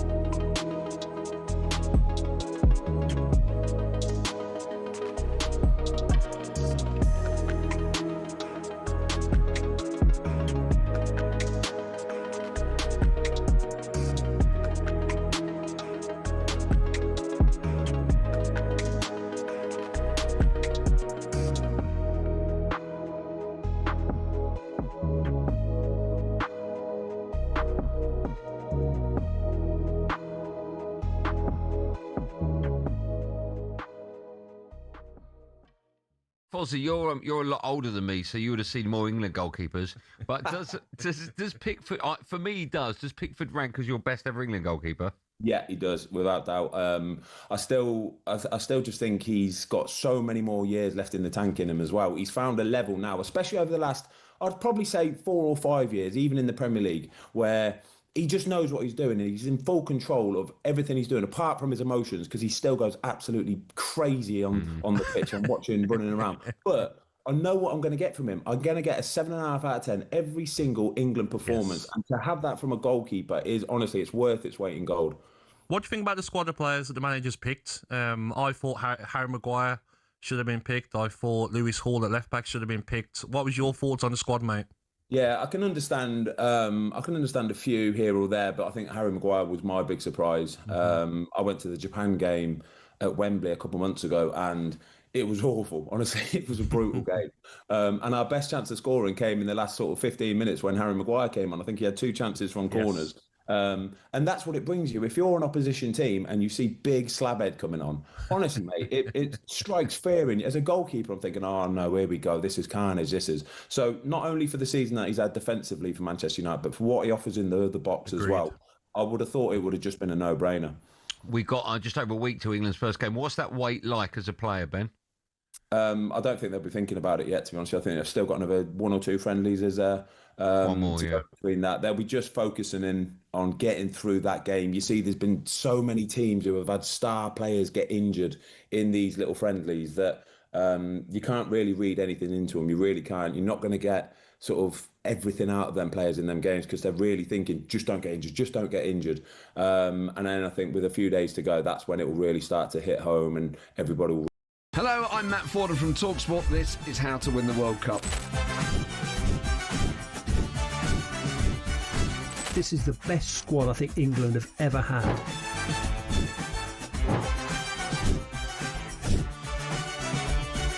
He used to love America, now he doesn't. It's very sad. It was so important to succeed because of all the pressure we received. Don't jump for this one, I'm going to knock his head off. Warning, this podcast does not guarantee England will actually win anything.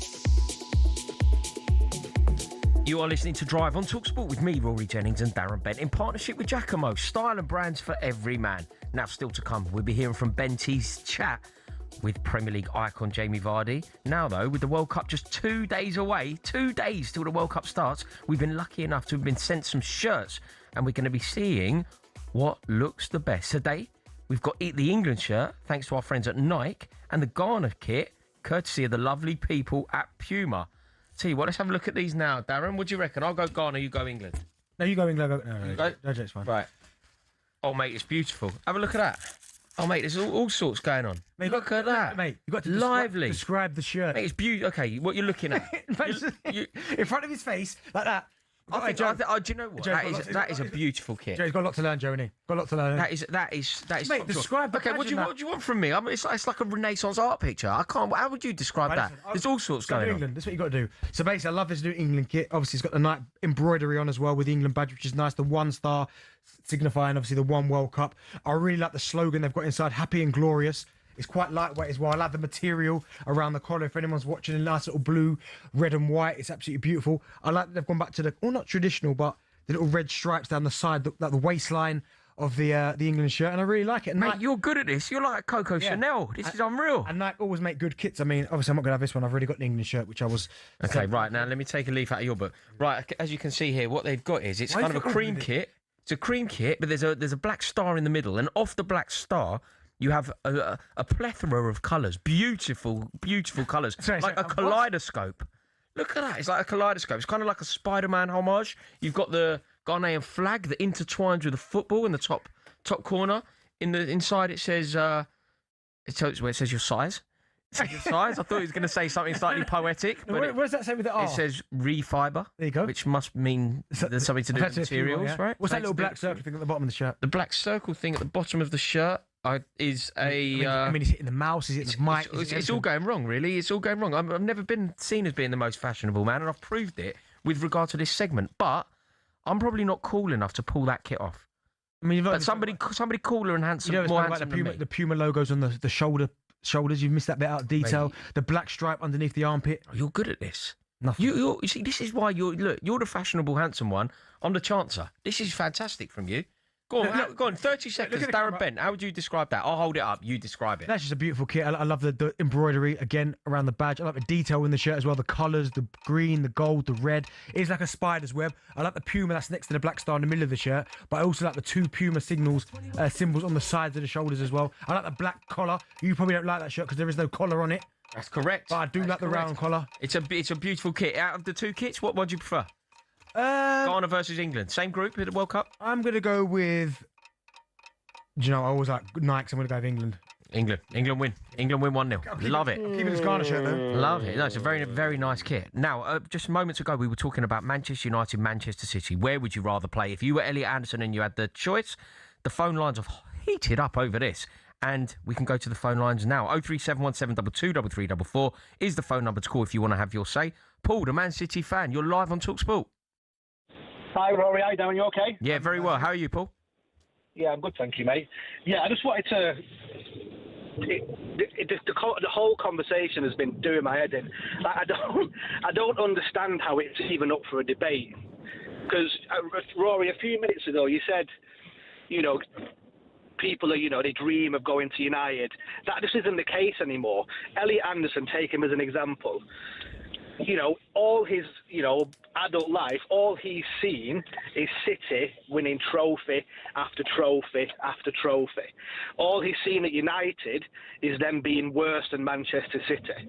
So, yeah, you can go down the historic route of, United were a very, very, very good team back in the day. But at this present time, and even in most recent history, that just simply isn't the case. And I just don't understand how it's even up for debate of which club you would go to at this very present time. United had a good season last season, but let's be honest, they had a good season because lots of other teams had really bad seasons. Do you not think that the prestige, though, Paul? Of course, over the past decade or even 2 decades, Manchester City have been unreal in terms of what they've done on the pitch. They have assembled one of the greatest teams ever seen in this country, and have also had one of the best managers that the world has ever seen at the helm. That's now changed. And the prestige of Manchester United, even if the success hasn't been there on the pitch, the prestige of Manchester United lives on, doesn't it? No, but how long do you hold on to prestige for? Do you know, how long ago was it when this prestige actually meant anything? What was it, 2013, they last won, their major title. They won a Europa League, congratulations, but City haven't been bad enough to be in the Europa League to win it. Otherwise, we'd have won a few of those along the way as well. Mm-hmm. So how long do you hold on to the prestige for before, the up-and-coming young players... They're not going to look at that. They're going to look at what they've seen for the last 10, 12, 15 years. And what that has been is City being far more successful. Do Absolutely. you know what it is as well, Paul? I think as well, if you were to fast forward 20 years, the next generation will look back at this time in 20 years and go, Manchester United. Like, I know they were unbelievable back. Like, I remember my dad telling me about how great Everton were and Leeds were. Now you go fast forward today, people are like, well, they're good sides, but not powerhouses. Yeah. So in 20 years' time, people will look back at this period and go, "Oh my God, Man City, they were the team." Look, maybe I've got it wrong, but we will continue this conversation, no doubt. Now, still to come, we'll be hearing Benty's chat with Premier League icon Jamie Vardy. But first, it's time for No Googling. We want to know which club has had at least one player involved in every single World Cup final since 1982. Oh, that's a great question. Pardon, what? Which club has had at least one player involved in every single World Cup final since 1982? You don't know this, no? That's unbelievable, that. We'll tell you the answer after the break.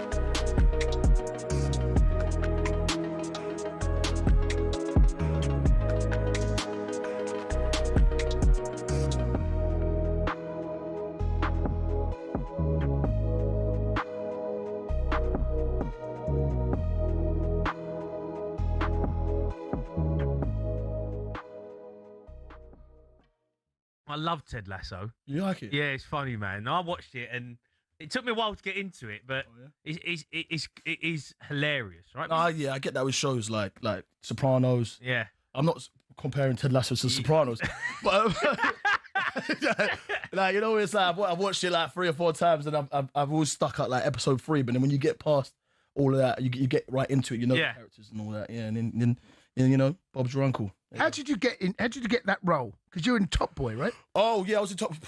Bit different, isn't it? Top Boy's good as well. Basically, one of my best mates is a fantastic actor. His name's Will Poulter. And he's also an Arsenal fan, so big up Wills. Yeah, but he did Where the Millers with Jason. Okay, yeah. The one where they tried to smuggle across the border. Yeah. It's a great film. Great film, isn't it? Yeah. He did the TLC bit. You know, it's great. Basically, Jason asked him, "Do you know any actors that can do comedy, and can actually play football?" And he was like, "Yeah." He said no. He didn't ask you. He phoned his mate. Tony, did you know anyone? I walked into that one. All right. Where was I? Yeah. So then Are you good at football? I mean, like, I know the Ted Lasso stuff. Like, obviously, you can play, but you can obviously play, right? Yeah, of course. Yeah, I mean, we did the whole thing where, when you're younger, like you try to make it. Yeah. How close did you get? Oh crap! You realise you think you're good, the best in your area. Yeah. You win a couple of cups. I won the cup, I scored in the final, whatever. Yeah. Hit my head, hit my shoulder. Ben Stokes and Gus Atkinson could be dropped for the second test with New Zealand next week. It's after an incident in a nightclub in the early hours of Monday morning. England's cricketers were already subject to a midnight curfew following allegations of a drinking culture. Here's Wisden editor Lawrence Booth. Stokes was part of the management team that imposed that curfew, and he is the one who's now turned around and broken it. So it's very hard now, I think, for him to hang on to the authority that he's had over this team, and England face a very difficult decision. The independent football regulator is talking to West Ham following historical allegations about their co-owner. David Sullivan categorically denies he pressured young models into sex as owner of the Daily and Sunday Sport. Without a criminal charge, Simon Jordan doesn't see how Sullivan can be forced into selling his stake at West Ham. I don't see where the IFR goes with this, besides making a statement that we're in the business of making sure that our job is seen to be visible. He's a shareholder. How do they force him to sell his shares? How do they tell him what the share price of that scenario is? I'm assuming he might want to sell his shares anyway. We understand Leeds keeper Carl Darlow is a target for Man United this summer. The last player to move from Leeds to Old Trafford was Alan Smith in 2004. And the administrator suspended for asking what former World Cup winner Maggie Alfonsi knows about men's rugby has quit. Matthew Smith has stood down from representing Warwickshire at the RFU. There is more at talksport.com.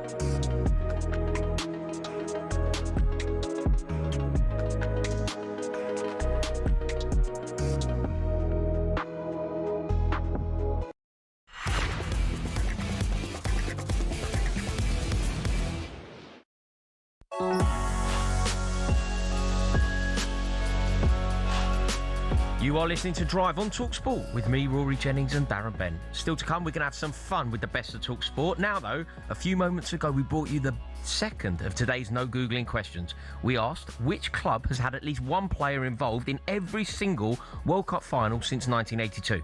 The answer, if you didn't know, it was Inter Milan. Did you know that one, Benty? I didn't, to be fair. I went past it, didn't I? Unlucky. Inter Milan. One player at every World Cup final since 1982. Huge achievement. Really huge. Right.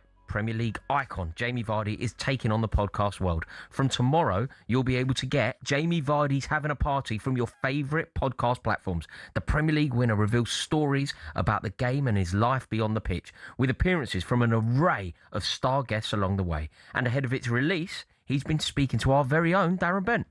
Yeah, I'm Darren Bent here for talkSPORT Drive with the legend, absolute legend, Jamie Vardy. Jamie, how you doing? I'm all good. You? Yeah, I'm all good. In fact, I'm all good. Now, listen, we'll get to your career and the incredible highs you've had throughout your career. But first, let's talk about your new podcast, Jamie Vardy's Having a Party. What should we expect from the podcast? I think at first, obviously, the World Cup's coming up. We've got a lot to talk about with the summer of football that's coming up. But then after that, I think it's anything. Nothing is off the table to talk about. Absolutely incredible. And what will you be talking about in the first few episodes, and what guests? I mean, you've played with some great people throughout your career. You've worked with some great people. What guests can we expect on the pod? Oh, well, the first few were obviously just myself at Leicester, England, obviously with the World Cup coming up. I mean, one of the guests we had on today, we had David James, so that we could kind of talk about the difference in the generations and when we were both coming through, which was a nice chat earlier. So it's just going to keep going on from there. And the guests obviously coming on for the start with the World Cup needs to be something to do with football. And after that, like I said, the world's the oyster we can get on. Whenever I hear that phrase, Jamie Vardy's having a party, that just feels like your catchphrase. It's your phrase. It's what people associate you kind of with. And when you look back at your career, does it feel like, I know, of course, at the start, it's always hard, but I look back at your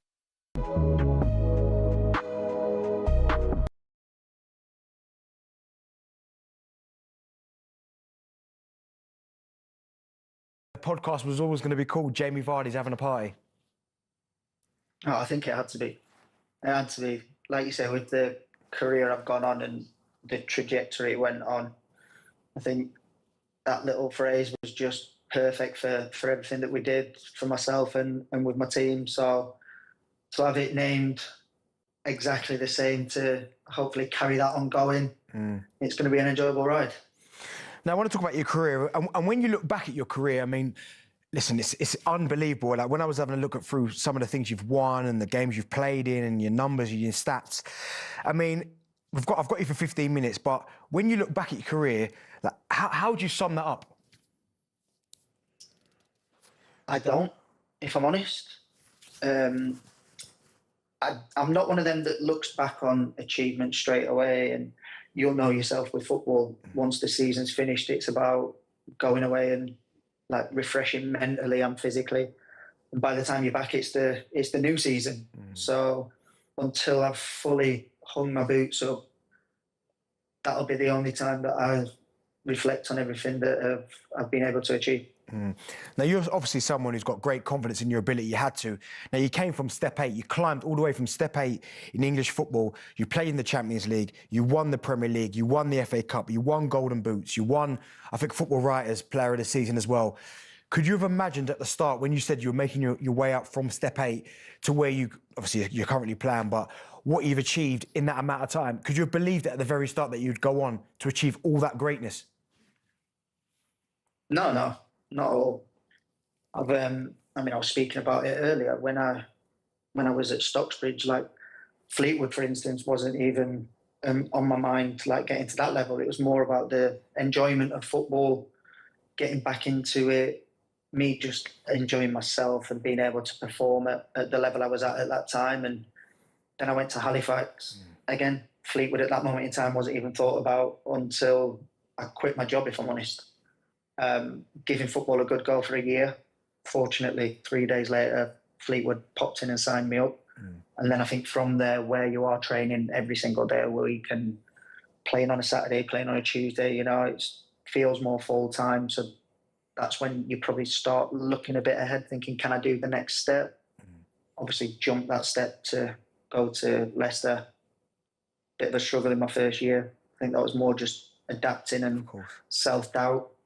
But then after that, it's just carried on going up and up and up and up. Have you got one particular moment that you're the most proud of? Because as I said, I just read out the list of accolades that you've managed to achieve, but is there one moment which makes you the most proud? I think if you do look back at it, listen, nothing can beat lifting that Premier League title in football. It's the biggest achievement possible, especially with Leicester when we weren't supposed to be a team that was up there. We just believed in ourselves and that we could beat everyone and anyone on any given day. So we just carried on doing it game by game, and then look, you saw the scenes at the end of the season, how much of a big achievement it was. Talk to me about the dressing room as well, because one thing about that particular season, and you just said it there, it was probably, I don't think we'll ever see anything like that again. But talk to me about the dressing room and the players you had in that dressing room, because you've got some obviously fantastic players, but it felt like there was a real togetherness in that dressing room. Yeah, like you said there, like players-wise, we were all good. Not as good as like your world-class players that were like your Man Cities, your Man U's and that at the time. But I think it was that togetherness that we had that carried on driving us. Like it was literally if we had a day off, then all the lads would meet up and go for a few beers, go for a meal or whatever. And I think at that moment in time, which was even more impressive, was the chairman, Kumbishai, God bless his soul. He was a driving factor behind it. He wanted us to be like that and to be close like a family, and he wanted to personally be involved in it as well, which I don't think you see at any club, if I'm honest, where the owners want to come in and be involved as much as they did. Yeah, absolutely incredible. And do you think we'll ever see anything like that again? Because when I've spoken to Leicester supporters and they speak about that particular team, it was almost a little bit of in the unknown. You obviously had yourself, obviously, again, we'll go for your accolades again, but you had N'Golo Kante, who was absolutely probably one of the greatest holding midfield players ever. Mahrez, you had two great centre-halves, Danny Drinkwater. You had so many good players in that team. Again, at the time, did you realise what he was sitting next to in the dressing room? Because it's an absolutely incredible story and an incredible team. No, I don't think you do at the time. Listen, you know that on any given day, you've got like Hoofy and Wes at the back, centre half. They're going to defend like their lives depend on it. You've got, like you say, N'Golo. It's his mission, get that ball back. He was like a dog on heat. He was getting that ball back. Riyad, you know he's going to come up with something special. You've got Simo at right back. It's just defend. Like Fuchsie, he'd go on the attack more. And then you had, like I say, me up front with Shinji, just workhorses. I don't think it was probably normal for it to be like that. I think a lot of it was starting to go more like possession-based and things, and we were just a complete opposite. Yeah, we could keep the ball, but we knew we could hurt people with quick counter-attacks, and it paid truly into our favour. Now, you mentioned there you've had some great players there, and we know Kante obviously went off, he left, Mahrez left, but you stayed in and was incredibly loyal to Leicester. Now, there's been many campaigns, and I don't think it's an argument to kind of make the case that you are Leicester City's greatest ever player. I know you're probably going to smile hearing that, but that's what we always hear, Jamie Vardy, Leicester City's greatest ever player. Now, there's been many campaigns as well about getting you a statue. Now, if there is a statue outside Leicester Stadium of Jamie Vardy, what pose are you going to have? And also, are we going to see a can of Red Bull in your hand while you're doing the pose? Oh, to be honest, there's been quite a few celebrations over the years. It could be anything. The Red Bull in hand probably would make a good little statue, but for the celebration involved, there's been that many that could be up there. You'd have to get a little campaign, get people coming in, voting themselves and see what happens. I've always wondered this as well, because again, you scored so many goals and I've seen you do so many celebrations. Like I saw the Eagle one is probably the one that sticks in my mind. But are you thinking about these celebrations before the game, or is it instinct? You've scored the goal, I'm going to do this. No, it's all instinct. It all depends on how the opposition's fans have been. If I've been getting stick, then I'm going to obviously give a bit back, and that's 9 times out of 10 where the celebrations come from. Now, I want to talk to you about Leicester's current situation, of course. Disappointing for them, dropping down to League One. I mean, how do you feel they're going to get on, and how do you think they're going to bounce straight back? Yeah, I was obviously devolved with how the season finished. I've been watching as many games as I can while I've been in Italy. Gutted for him, but I know, like deep down, as a fan now myself of Leicester, that they can bounce back.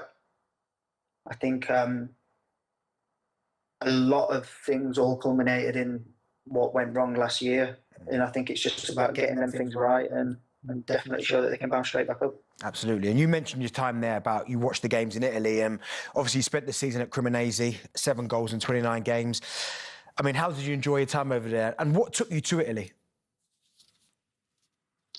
Do you know what? It's a different challenge. A good experience. Something that not many get to try, if I'm honest. So it was definitely worth giving it a go. It didn't work out, obviously, how we wanted it to. But I can never say that I didn't do it and didn't try. You know, went over there, gave my all, and just gutted it turned out the way it did. Absolutely. And as you said it again at the top about the England, we've got World Cup coming up now, big tournament, Thomas Tuchel. What are you expecting to see from England? Do you think they've got a good chance of winning it? And if they are going to win it, who do you think is going to be key for England? Yeah, they've definitely, listen, all the top countries have got a good chance of winning it. Tuchel's done his squad based on what he thinks is the right mix of attacking and defending talents that he thinks can personally win the World Cup. And I'll be there watching it all the way. You know, I'm a fan now. We've got to get that optimism as high as possible, like every time there's a major tournament. And fingers crossed this year it's the time. Do you still look back with fond memories at your time with England? Yeah, I think you have to. As any player, you want to be able to represent your country at some point. So to being able to do that, like you say, if I've come from the 8th tier as well, it's only even bigger for myself. So I'll always look back on it with fond memories, but now I'll be looking at it from afar. Absolutely. Well, listen, Jamie, we really appreciate your time. Just quickly, let's give that podcast another shout out. Jamie Vardy's Having a Party. Perfect name for your podcast. Where can people download it? Where can they hear it? So it can be downloaded wherever they get their podcast from. So obviously Apple, Spotify, going to be on YouTube. So it'll all be out there, and the first episode will be out on Wednesday the 10th. Listen, Jamie, really appreciate your time. Thanks for joining us. I'm glad you got your Wi-Fi sorted, and no doubt, I hope the pod goes really well, and hopefully I'll get to speak to you again soon. Yeah, no worries. Thank you. Top man. Fascinating stuff there. That really does sound brilliant. And a reminder that you can get Jamie Vardy's Having a Party from all of your usual podcast platforms from tomorrow. Plus, you can find it on YouTube and on Amazon Prime. And if you missed any of Benty's chat with Vardy, head to talkSPORT's YouTube channel to catch up with it all right now. Next, though, we're bringing you the very best of talkSPORT. This is Drive with myself, Rory Jennings, and Darren Bent.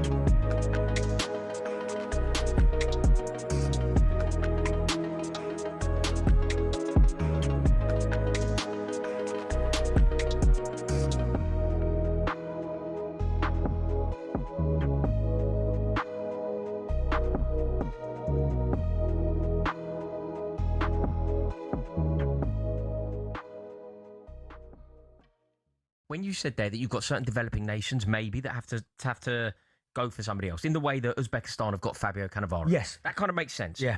This is why the Thomas Tuchel appointment for England just really doesn't chime with me, really doesn't sit comfortably, because we are supposed to be the inventors of the game, be the home of football. Football's coming home. We are supposed to be we were at the genesis of football. We are supposed to be one of the most richest footballing nations, rich in terms of culture, but also rich in terms of finances. How can we not pick from within? Well, who would you have gone for if it weren't personally? Yeah, I would have gone for anyone English. Anyone. Over Oh, Thomas yeah, because you Tuchel. said something... Honestly, I forgot about that ridiculous shout that you come with. Remember? It wasn't ridiculous. No, it was ridiculous. You said you'd rather... And listen, he's a friend of mine. You'd rather Liam Rosenior than Thomas Tuchel as England manager. Yes, in the way that... I would. In the way that I would rather... In the way that I would rather Adam Wharton playing central midfield rather than Rodri. No, but... Okay, I can understand that. But who gives you the best chance of winning out of the two? Yeah, but that's not really the question. No, but that's the question I'm asking you. But I appreciate, by the way, Thomas Tuchel is far better manager. I'm not even arguing that. So who gives us the best chance of winning Thomas Tuchel is a far better manager than Liam Rosenior. Thomas Tuchel is a far better manager than Eddie Howe. But I believe Eddie Howe should be England manager. Okay, but who gives you the best chance of winning? Is it about winning or is it about taking part? But it's also about principle. It's also about principle. It's about pride. It's about your own rules, if not the rules of the governing body. And I think the fact that we have gone for a foreign manager, it feels like the least controversial thing you can ever say, but for some reason, it's painted as being like really weird and really out there. So the England manager should be an Englishman. If he wins it, is there an asterisk next to it? Yeah, there is. Yeah, there is. Hello, I'm Matt Forden from talkSPORT. This is How to Win the World Cup. This is the best squad I think England have ever had.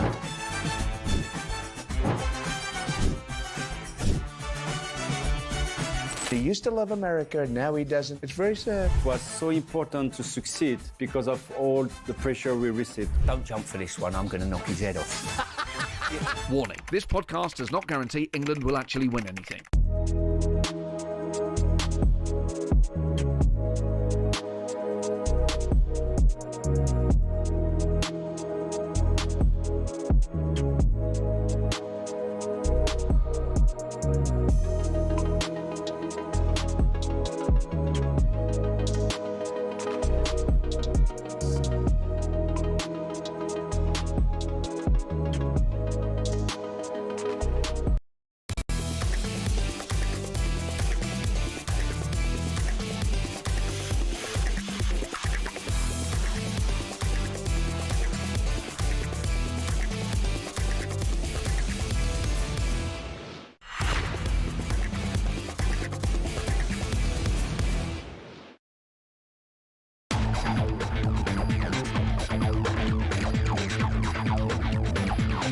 You are listening to Drive on talkSPORT with me, Rory Jennings and Darren Bent, in partnership with Giacomo. Get fresh looks and great brands from Giacomo. Still to come, we'll be joined by new Southend boss, Kieran Dyer. But just quickly, talkSPORT understands that Kieran McKenna is increasingly likely to leave Ipswich this summer, with Fulham interested in him. Tottenham are close to reaching a deal to sign winger Savinho from Man City for 60 million quid. But now, it's time for this.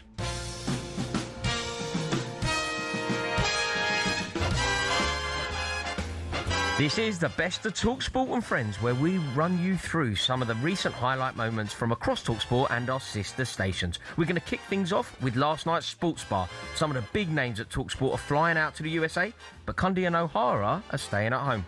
And I sent out a lot of big dogs. They have sent out a big dog. Why are we not involved? Because we're not big dogs. What do you mean? We are the big dogs. Big dogs are late night radio, maybe. That don't count. Because when I first started on this station, right, I was working with Woodsy.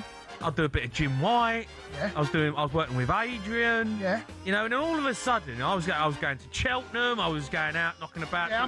Yeah, gigs. Now look where you are. Now, I don't get offered nothing. I just come in here 10 o'clock every night. There's no one here. It's a good thing, Joe. Superb, isn't it? It's superb. I love that show. I genuinely love that show. I think it's so good. Why do you reckon they didn't get a call up, Darren?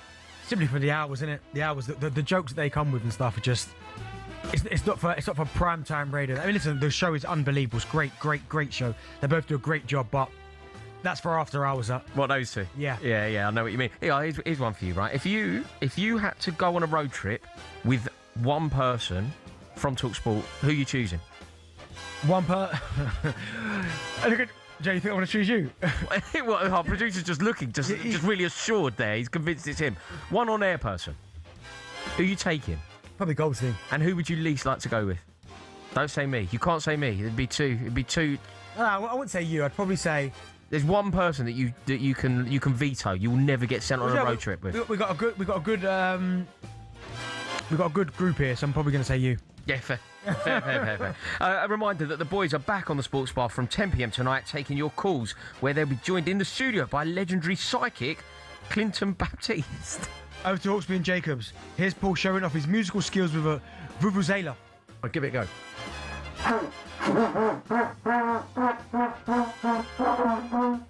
So then I could do that again, and then you'd have to have it changes key, so it would just sound the same.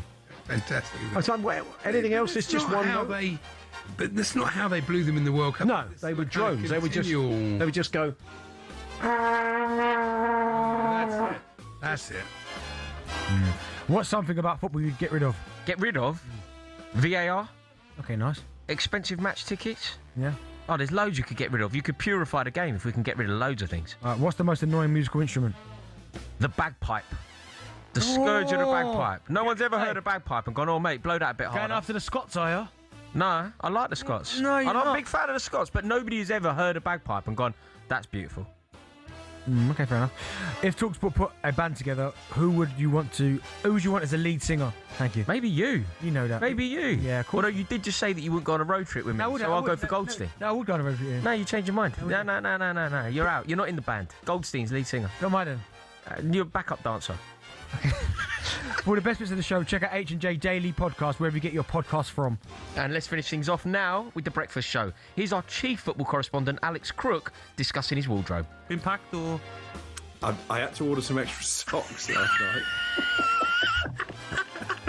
What do you mean? Oh, look, why? Have you not? How many pairs of socks do you own? Yeah, 7. Not enough. I've basically taken probably about 2.5 weeks worth, and I've got producer Ryan from Sports Bar, who, when we were in Berlin, very kindly did my washing for me. So hopefully, he'll repeat the service. Finally, something you can do. So in about 3 weeks, time, we should start watching what you're wearing, right? Because then it's like reload. It'll be back on a recycle by then. Yeah. Alex Crook there. He's like the Sultan of Brunei. Someone does his washing for him. Trust me. Unbelievable. How do you feel about people who wear socks with holes in them, Benty?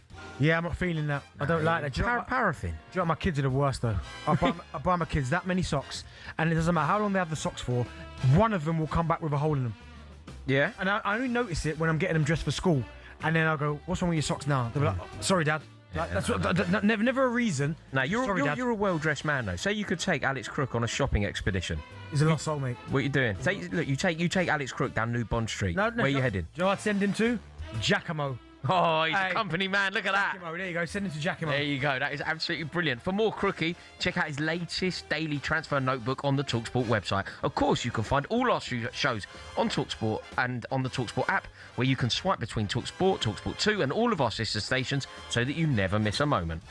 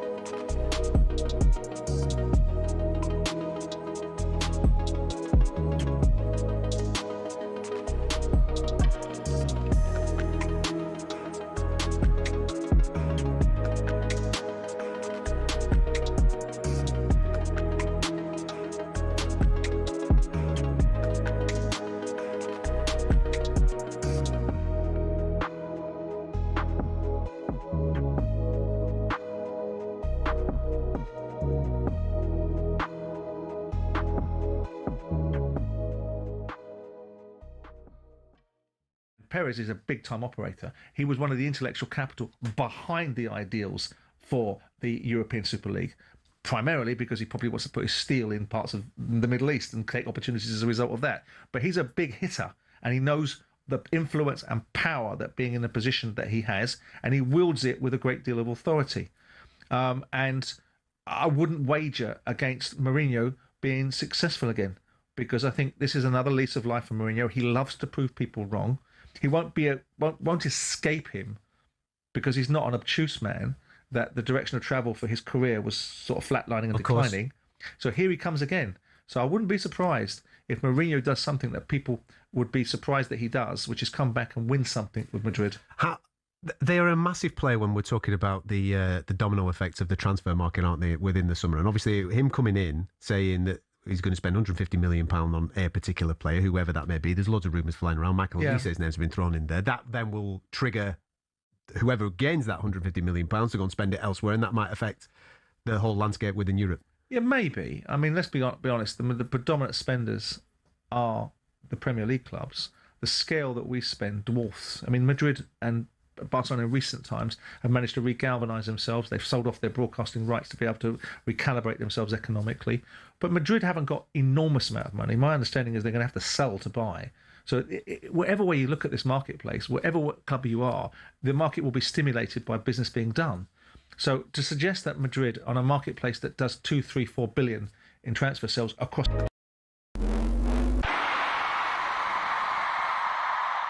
We've been told Ben Stokes retiring from cricket would be way out of proportion with what he's done. The England skipper is under investigation after he and Gus Atkinson were involved in an incident past curfew in a nightclub on Monday morning. The cricketer's George Dobell says he fears Stokes is about to step down, which he feels would not fit the crime. We're talking about people staying out and having too many drinks or staying out too late, really. And it's not ideal, and he's got to set an example, and there has to be some repercussion. But do we really want to see one of the most inspirational cricketers that England have ever had ending their career like this? Now, should there be more scrutiny about how organisers are going about the World Cup? A Somalian referee has been blocked from entering the country, and Iran have had their ticket allocation removed 2 days before it's set to start. Ian Wright has posted on his social media, and he's surprised there isn't more outrage. Is this how the hosts behave, really, for the greatest game? The greatest tournament in the world. Is this how the hosts behave? Are we not hearing more? Are we seeing how Qatar got dragged? Are we not hearing more? The independent football regulator is in touch with West Ham following historical allegations about their co-owner. David Sullivan categorically denies he pressurised young models into sex when he was the owner of the Daily and Sunday Sport. Former Palace chairman Simon Jordan doesn't see how Sullivan can be forced to sell his stake in West Ham. But what we're talking about is inappropriate, unseemly behaviour. We're not talking at this moment in time about illegal behaviour. And because he hasn't been charged with anything. So where do they go? Has he got controlling influence over the football club? He's resigned from his position of vice chairman for his own reasons. Meanwhile, Al Hilal are interested in Nottingham Forest manager Vitor Pereira and are prepared to offer a significant wage. He is in talks to extend his contract with an offer already on the table, though. Now, talkSPORT understands Alex Scott has had an £80 million price tag on him this summer, but Bournemouth would rather keep a hold of him. We also understand Arsenal could sell Gabriel Martinelli this summer. Josko Vardiol is in contract talks with Man City. Raul Jimenez has agreed to rejoin Wolves. And Man United are targeting Leeds keeper Carl Darlow this summer. Get all the latest at talksport.com.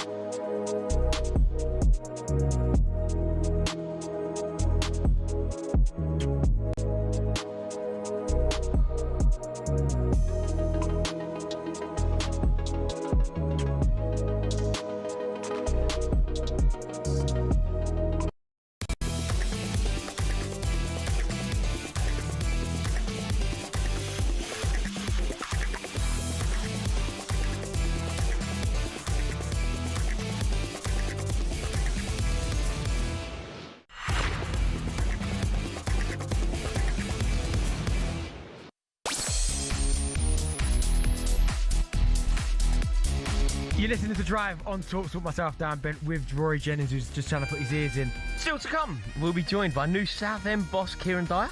But now, the greatest show on earth is just 2 days away. The greatest and most prestigious football tournament in the world. We are inviting the world back. And Brazil win the World Cup. We're really excited to continue the preparations and get ready to welcome the world. And so to the football. It's Iniesta to win the World Cup for Spain. The magic matches and the fantastic football. Germany in seventh heaven. Brazil in footballing hell. And France are the World Cup winners in 2018. Anyone could win this World Cup. Mbappe has a hat-trick. He has his place in history. To all the French team, we love you, and we're going to come back in 4 years. Yamal, 25 yards out, right of centre, left-footed corner! Oh my goodness! Harry Kane attacking it. Stoops, conquers, and England leads. think everything is possible, but we have to make it possible. Well, it will be a fantastic event. It will be 104 Super Bowls in 1 month. Scotland are going to the World Cup finals. Katie McLean. The real test now will be when we get there. How can we turn up? Dust off your passports, pack your suitcases. England are on their way.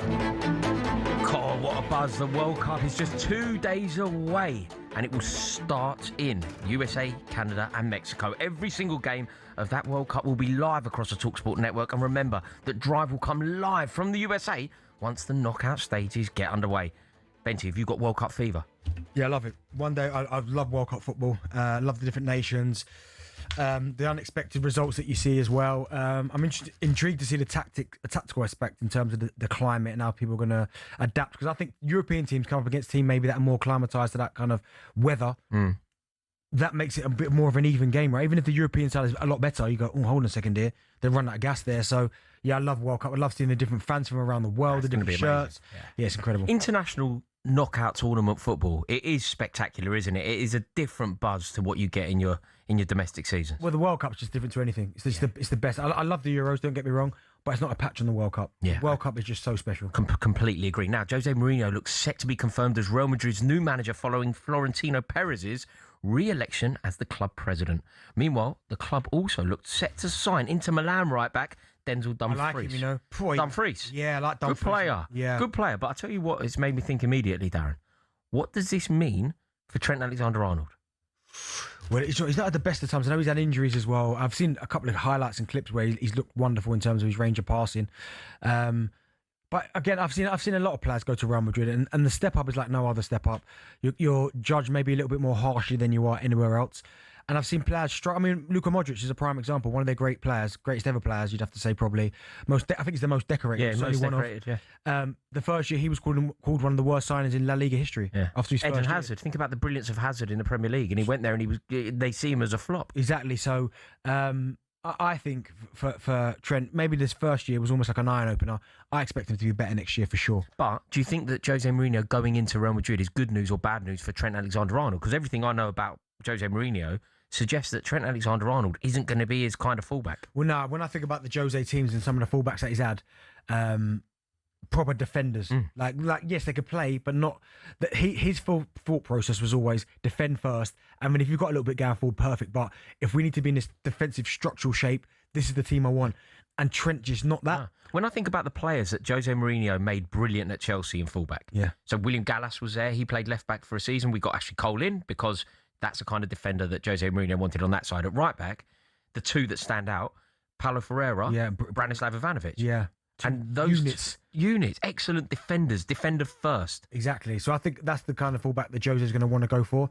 But it's still a place for Trent, of course. I mean, if he starts next season on fire, getting the assists and he's their real athlete, and then he defensively, he's not that bad, not too bad, there's no reason why he can't play for one of the top sides. But there's no way if I'm Trent, I'm giving up yet. Do you think he wants to leave? Do you think he could want to leave? I hope not. I think the arrival of Dumfries is bad news for him, though, isn't it? Yeah, because Denzel Dumfries is a proper defender. And he's not going there to sit on the bench either. Well, sometimes when you go to Real Madrid, it's about the amount of games that you play. It's about the style as well. But you are probably right in that situation where for Denzel Dumfries, he's a little bit of both. Like he's not got the technical aspect of Trent, but then who has it in that area? No. But up and down, strong, good defensively. I've always been a big fan of it. I wanted Arsenal to sign. Good player. I wanted Dumfries. Really good player. Before Timber came in, I wanted them to sign Dumfries. I was thinking, just get him. But all Trent could do is get back next season, pre-season. He'd have a full break because he's obviously not gone to the World Cup. Come back, even if you come back early, work hard, do what you need to do, but make sure you're ready to go. Day one for Jose, make sure you're ready. When you say that there, when you think about how it's gone for Trent Alexander-Arnold, he left Liverpool. He left Liverpool when Liverpool they were champions. Yeah. They won the league. He leaves. He leaves to go to Real Madrid. It felt like everything was going so well for him. He was going to the biggest, most iconic club in the world. He was going to link up with Jude Bellingham. You would never have been able to predict that he wouldn't be in the World Cup squad going to the USA, would you? You never, ever have seen it going this way. Sure, not really, but then he's never really been one of the favourites in that position even for Gareth. Obviously, Kyle Walker for me was always the first choice. He had to be the first choice. And then it was always, Kieran Trippier, potentially, maybe Reece James if he's fit. It almost felt like it was not a last resort for Trent, but he was never seen as right here, Trent, you're my starting right back. It just wasn't the case. And so now that he's at Real Madrid, he's missed out on the World Cup. It's not that surprising to me. No? Not really, because he's never really been... I'd say for the technique that he's got, he's never really been fully appreciated. And I think we spend way too much time talking about the things he can't do as opposed to what he can do with the ball at his feet, which is unlock doors. Yeah. Range of passing is better than anyone. It's just such a particular skill what you're saying here, Darren. I agree with every word, but what you're saying is that his brilliance, despite the fact that he's a defender, his brilliance is his creativity. Yeah. His creativity is what sets him apart. Exactly. And that's what Jurgen Klopp relied so much on. Mm-hmm. Jurgen Klopp allowed his right back to be probably the most creative player in the team. What he had though, Jurgen Klopp, which was really good, and fair play to these guys, people like Jordan Henderson would drop into that right back situation. Do the defending work. Do the work. So when he goes forward, just drop in there a little bit or get close to that kind of area. But still, for Trent, he must be bitterly disappointing because he's at the biggest club in the world. But then there's been a few. Was it Spain? Spain have got a couple at Real Madrid, didn't get selected. Yeah. So it unfortunately happens. But as I said, all he could do is not sulk. Trent Alexander-Arnold ends up having to leave Real Madrid. There's no embarrassment to that. There's no shame in not getting in the Real Madrid side. But I just think Jose Mourinho going there is not what Alexander-Arnold needed. No. It's very difficult to think of his next club. Back to Liverpool. Impossible. Why impossible? Well, because he betrayed them. Oh my goodness, how did he betray that? He didn't go to Everton or United. I mean, he left them. He did his best to leave them on a free. They got a nominal 10 million quid. He completely turned his back on the club when they were champions. No. He positioned himself as being just a normal lad from Liverpool, dreaming of taking on the captain's armband. Yeah. And the second that he got a whiff of Real Madrid, he jumped ship. Well, listen, many players have left Liverpool to go to Real Madrid, Barca. Yeah, but not many Scousers. And if you do, you've obviously paid a price. Steve McManaman won't be held in the same regard at Liverpool as Jamie Carragher. No, I get that, but at the end of the day, I've got no issues with him going to Real Madrid because he wanted to test himself. He wanted a change of scenery, and he was going to the biggest club in the world. I think Liverpool fans, certainly with how this season's gone for Liverpool, I think they'll take him back. I've got no issue with it in the way that you haven't, right? Trent Alexander-Arnold going to Liverpool, if you're being totally rational about it, yeah, kind of fine. But if I was a Liverpool season ticket holder, I'd boo him. So you're part of the problem, you are. I think you're part of the problem. You've got no standards. No, you are the part. What? Going to Real Madrid? You've got no standards. So go to a bigger club, there's no standards. Principles. He grew up in the shadow of Anfield. He spoke about being just a normal lad from Liverpool. So you can't leave? Well, you can leave, but there will be a penalty to pay.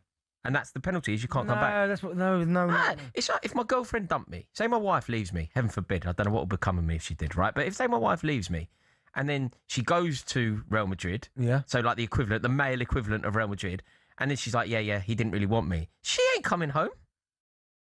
Pardon? She can't come back. Yeah, but she gave you all them great years. No, because she made her choice in the way that Trent Alexander-Arnold made her choice. You're welcome back. I know what you're like. You're welcome back. I know for a fact that I wouldn't. And I also know for a fact that Trent Alexander-Arnold will be seen as being a Judas Iscariot type figure at Anfield. Like Michael Owen left, right? Went to Real Madrid. They see him as a Judas. Why? Because where did he go? After Real Madrid. Steve McManaman won't be held... No, forget my Steve McManaman. Michael Owen. Yeah. He left to go to Real Madrid. Why is he not kind of worshipped like he should be? Because he played for who? Because he went to Manchester United. Exactly. So the Real Madrid thing was fine. But I also think it's because he left. No, it's not because he left. I think, okay. Well, I can rationalise this. They love Suarez. He left. I can rationalise this. The reason that Owen left, and I think if you're a Liverpool fan, you'll be able to understand it. Owen left in the way that McManaman left because he was never really going to win a league at Liverpool when they were there. Trent Alexander-Arnold left when he was going to be club captain. He was going to be the captain of Liverpool. How do you know that? Virgil's still there. He had a tap in for captaincy beyond. I don't know if that's the case. They were champions. You didn't have to leave Liverpool to win silverware in the way that Michael Owen felt like he did. Well, no, but at least Trent's left now. Off the back of winning 2 Premier, he won the lot at Liverpool, right? So he's given them everything. Yeah, he's won trophies, and he turned his back on him. He was like, do you know what? Thank you for everything. Now I really appreciate it. It's time for me to go and try something new. I think this is another one of those debates that I've had with Mr. Darren Bent, where Bent T has positioned his case very well, and ultimately I am right. Honestly, how can you be right? Well, I'm right. I tell you what, you can have your say on this if you are listening to this. Mason Mount left your boys. You loved him. Mason Mount's a Judas. Mason Mount is an absolute Judas. Don't worry about that. Mason Mount gets booed at Stamford Bridge, rightly so, every time he turns up. No, I have the same standards for my own players. Don't worry about that. But I do want to hear from you. 03717 223344. Please do get in touch. Jose is set for a sensational return to Real Madrid, and they're bringing in right back Denzel Dumfries. So what does it mean for Trent Alexander-Arnold in Spain? Could we see another side come in for him this summer? And could that help him get his international career back on track? 03717 223344. This is Drive on talkSPORT with me, Rory Jennings and Darren Bent.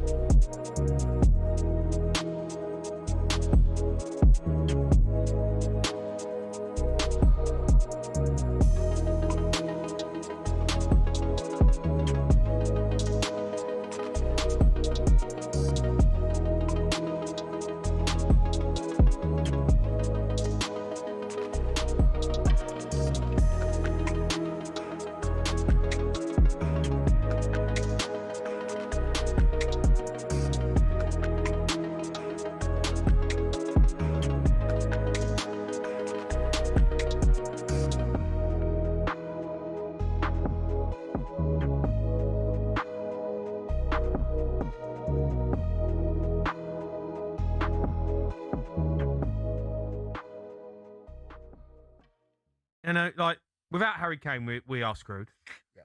He dropped quite deep again. I don't mind. You know what's annoying me, right? And I've been seeing it on social media, right? People winding me up already, right? If I hear England fans coming on here moaning about Harry Kane dropping deep, I swear I'm going to lose my head. I totally agree. I'm going to lose my head. The guy has scored 50 goals this season. 61. He scored 61 goals. In all competitions. He scored 61 goals, right? And people are moaning about him dropping deep. When are people going to understand that is how Harry Kane plays? Mm-hmm. Yep. Like he is that is his game. He drops deep, he gets in pockets, he's hard to pick up, and then he'll find the box. He starts the build up. Yeah, and it's like, come on, guys. I don't want to be hearing Harry Kane's dropping deep, Harry Kane's dropping deep. Like, we know now that is his game. Yeah. That is how he plays. He scored 60 goals. As long as we fill the space that he drops out. Well, that's why you have Rashford and that's why you have Saka. That's what you need, runners from deep. You do. I hear people say Ivan Toney should start. We should start Ivan Toney because, you know, he stays up there. We need someone who's going to, you know, lead the line. Mate, drop me out. Drop me out. Like, it does my head in. No, I'm totally in agreement with you, mate. That's what he does. That's his game. And under Tuchel at Bayern Munich, he played that way, and he's mastered his craft. Look, you obviously, when the ball is built up in the wider areas, you want Kane in the middle.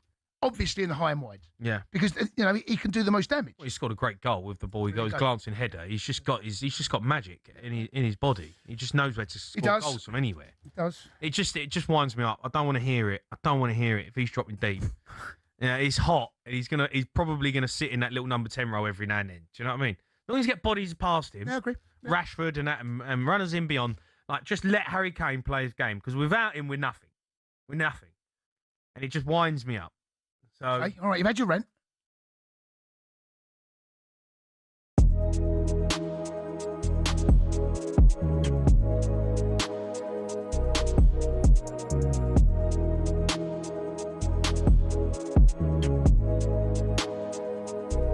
Hello, I'm Matt Forden from talkSPORT. This is How to Win the World Cup. This is the best squad I think England have ever had.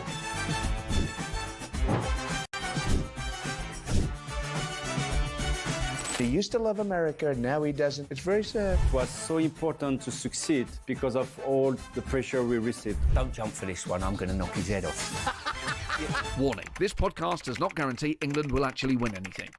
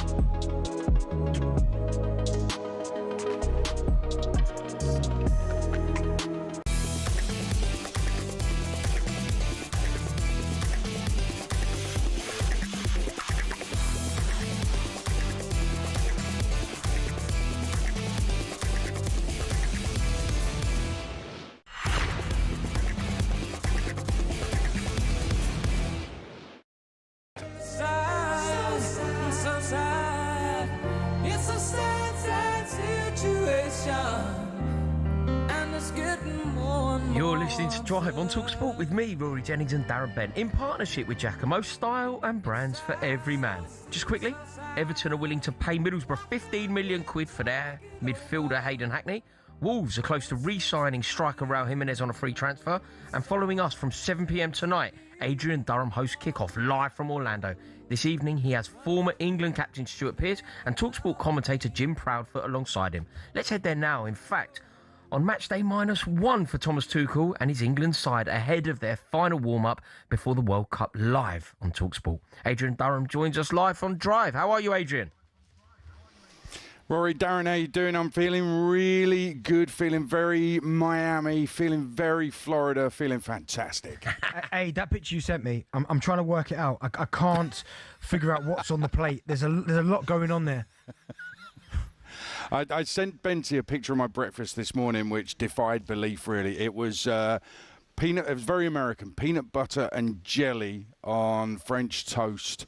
But there was cream, there was jam, there was peanut butter. There was a lot of things that really shouldn't be on a breakfast plate. And actually, it was a bit uncomfortable. And I don't think I finished it all. I nearly finished it. But yeah, it actually looks better than it was, Benty. So that says everything, doesn't it? Do you know what makes me laugh, Aid, as well? But in the picture you've sent, there's a little bowl of fruit that's on the side. So I'm wondering, did that get touched? The little strawberries and the grapes? It did. I do eat the fruit. I eat other people's fruit as well because I've got to counterbalance all the rubbish with the 5 a day. So I think I just about managed to get that balance right. Adrian, you've got Stuart Pearce and Jim Proudfoot alongside you tonight. What have you got coming up on the show? We're talking, obviously we're going to hear from Thomas Tuchel and Mark Gahey. They're doing media this evening, so we will hear from them. We're going to speak to Brad Friedel, American legend. He was once in Premier League Team of the Season. That was 2002-2003 League Cup winner with Blackburn. So a lot to talk to him about the US national team and about the World Cup in general and the USA in general, which we're really loving, having been here about a week. So all of that to come. There's some interesting little questions we've got about the England team, and there's been a lot about Jude Bellingham, Morgan Rogers, so we'll touch on that again, but also going to ask about the defensive situation and the keeper situation with England as well. There's no danger Pickford's the number one. It's beyond that. So we'll be talking about all that. The Arsenal boys coming back into it as well. I particularly want to talk about whether Arteta's way has damaged these Arsenal players going into this World Cup or helped. So we'll answer that question during the show. So much coming up. We'll also reflect on, we did a lot with Christina Unkel yesterday on the rule changes ahead of this World Cup. Really want to get some reflections from Stuart Pearce on those because I think it's really important from a player's point of view how they're going to take to these rule changes. Hey, I want to ask you then, because England, obviously, we've got another game before the World Cup actually gets underway. What do you want to see then in this last warm-up game from an England perspective in terms of maybe the tactics, the team selection? What do you want to see in this last game to give you a little bit more confidence from what you saw from the New Zealand game? You know what? Costa Rica have won one game in a year. I mean, England have got to put on a show. I know ultimately if we play badly and it's terrible to watch and we even lose the game, it won't actually matter if we go on and win the World Cup. I get that. And people are talking about minutes in legs, minutes in the heat and you know, getting used to it and all that sort of stuff. England, come on, put on a show. Give us something to feel good about, positive going into the World Cup, because the New Zealand one we could just about accept, okay? Because all the players were there, the pitch was terrible, all of that. That's fine. That's their. They've got away with that one. That's okay. No criticism there. This one, I think they've got to put on a show before we play Croatia in that first game. Amazing, Adrian. Thank you so much. Cheers. Cheers. Great to talk to you. And Adrian Durham follows us at 7 p.m. tonight. That show will be outstanding as always. Now we're taking your calls. What's next for Trent Alexander-Arnold? Get in touch. 03717 223344. Chris, the Liverpool fan, has called in. How are you, Chris? Oh, yeah. I'm all right, yeah. Square. Good. Where do you sit on this Trent Alexander-Arnold debate? Right. So, didn't want him to go to start with. I thought he was going to stay with us. And he left, and he could speak fluent Spanish. And he's a bit of a scumbag, basically, in my book. Obviously, there will be other Liverpool supporters who'd be made up to have him back. My opinion is, I won't boo him. I don't boo players. I don't think that's right. But I certainly won't be singing for him. He's not right for Liverpool, in my opinion. Do you know what? I get Chris's point in terms of he's disappointed in the way that he's left and the manner. But you know, it's like Trent will understand that he won't be universally welcome back, right? But all you can do is a little bit like, and I know it's completely different size of club, stature, and everything. But when you look at John Philip Mateta, right? He was like, he said he wanted to go, he weren't going to play Palace and all that. The manager, they turned it around, he turned it around in a short space of time by scoring goals. The man just started to get results, and now they're both seen as absolute legends, right? I think for Trent, if he came back at the first, it may be difficult, but if he starts to play well, few assists, start playing well, fans will almost go, do you know what? Although it's a good comparison, I just think that Liverpool's slightly different. I think the standards that's set by the COP are severe. Yeah, but if he goes back and starts playing at the level we know he can do, it's soon forgotten about. Yeah, potentially. I'm not sure. Let's see what Andy, the Evertonian, thinks. Andy, you're on talkSPORT, sir. Hi, just going back to your sort of argument about Trent not going back to Liverpool is one thing with Liverpool, and he shouldn't go back. What's your view on the situation with Ian Rush then? Because he left after winning the double for Juventus, and he went back and he's like a club ambassador or something now, isn't he? That situation, I don't know the ins and outs of that situation. But if he left. He left. No, I know he left, but I don't know if he left in a way where he ran his contract down, made sure that the club didn't secure any money.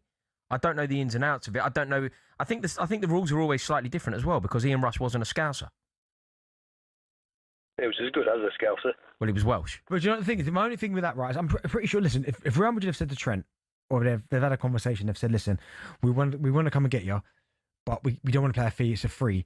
Like, I think he's well within his rights to do that. I think when you are a Scouser and you say that you're just a normal lad from Liverpool and you are the heir to the throne of the Liverpool captaincy and you've won the league with Liverpool, you shouldn't be allowed to leave. I think you should be allowed to do what you want, but there are consequences to doing what you want, and people will boo you, people will judge you. No, listen, I understand that. My point is, if he comes back and plays well, they will open him. After however long it takes, Trent gets back to the Trent that we know, assists, scoring goals, range of passing, been absolutely superb. They'll soon forget that. Do you think? Yeah, if he goes back... I think that he may have tarnished his legacy. And you're crazy, honestly. I really do. I feel like he may have tarnished his legacy. You're crazy. You don't think so? His legacy. If he comes back and plays another 7 years and wins another 2 Premier League titles, they won't remember. But it will still leave a bitter taste in the way that Ashley Cole was an integral part of the invincible Arsenal winning. Mate, because of the way he left. Yeah, exactly. No, of course it's left. Arsenal fans now trying to convince me, someone like my mate who's an Arsenal fan, will not even put Ashley Cole in an all-time Arsenal. Yeah, because he was telling me Gail Clichy. He was pictured going into a hotel to meet the Chelsea thing. Exactly. So it tarnished his legacy. No, it's different. That almost felt like behind the back and all that. No, I think it's impossible for Trent Alexander-Arnold to be ever viewed in the way that he was. Possible. I know Liverpool fans that loved him, that were disappointed when he left, but would still welcome him. Do you know what it is? It's the fact that they loved him so much, Darren, that is why you can't get it back. When as a fan you've pledged so much love to a player, I did it with Mason Mount. I loved Mason Mount. I defended him. I thought he was brilliant. I loved that team. I loved what he represented coming through at Cobham. And then he goes to Manchester United. He gets in the Manchester United training ground and he's sitting there with his dad and he's like, "Oh, Mace, we're home, aren't we?" Like, no, you're not. Stamford Bridge, what are you on about? Like, that's why you're bitter, because of Mason. Absolutely. Because of old Mason. It's not being bitter, it's having standards. Right, still to come. We'll get the latest on Kieran McKenna's potential move to Fulham. But first, it's time for no Googling. Do you know, maybe Mason, when he was younger, had the dream of playing for Man United, biggest club in the world. Maybe there was a bit of that, wasn't there? Well, then don't pretend to be some sort of Chelsea. Don't pretend to be part of our fabric. Don't pretend to be what you're not. That's what I would say to that. Right. No Googling. What we want to know is, who is the only England manager to have reached 10 wins quicker than Thomas Tuchel? Thomas Tuchel found 10 wins in 13 games. Who did it quicker than him? We'll tell you after this.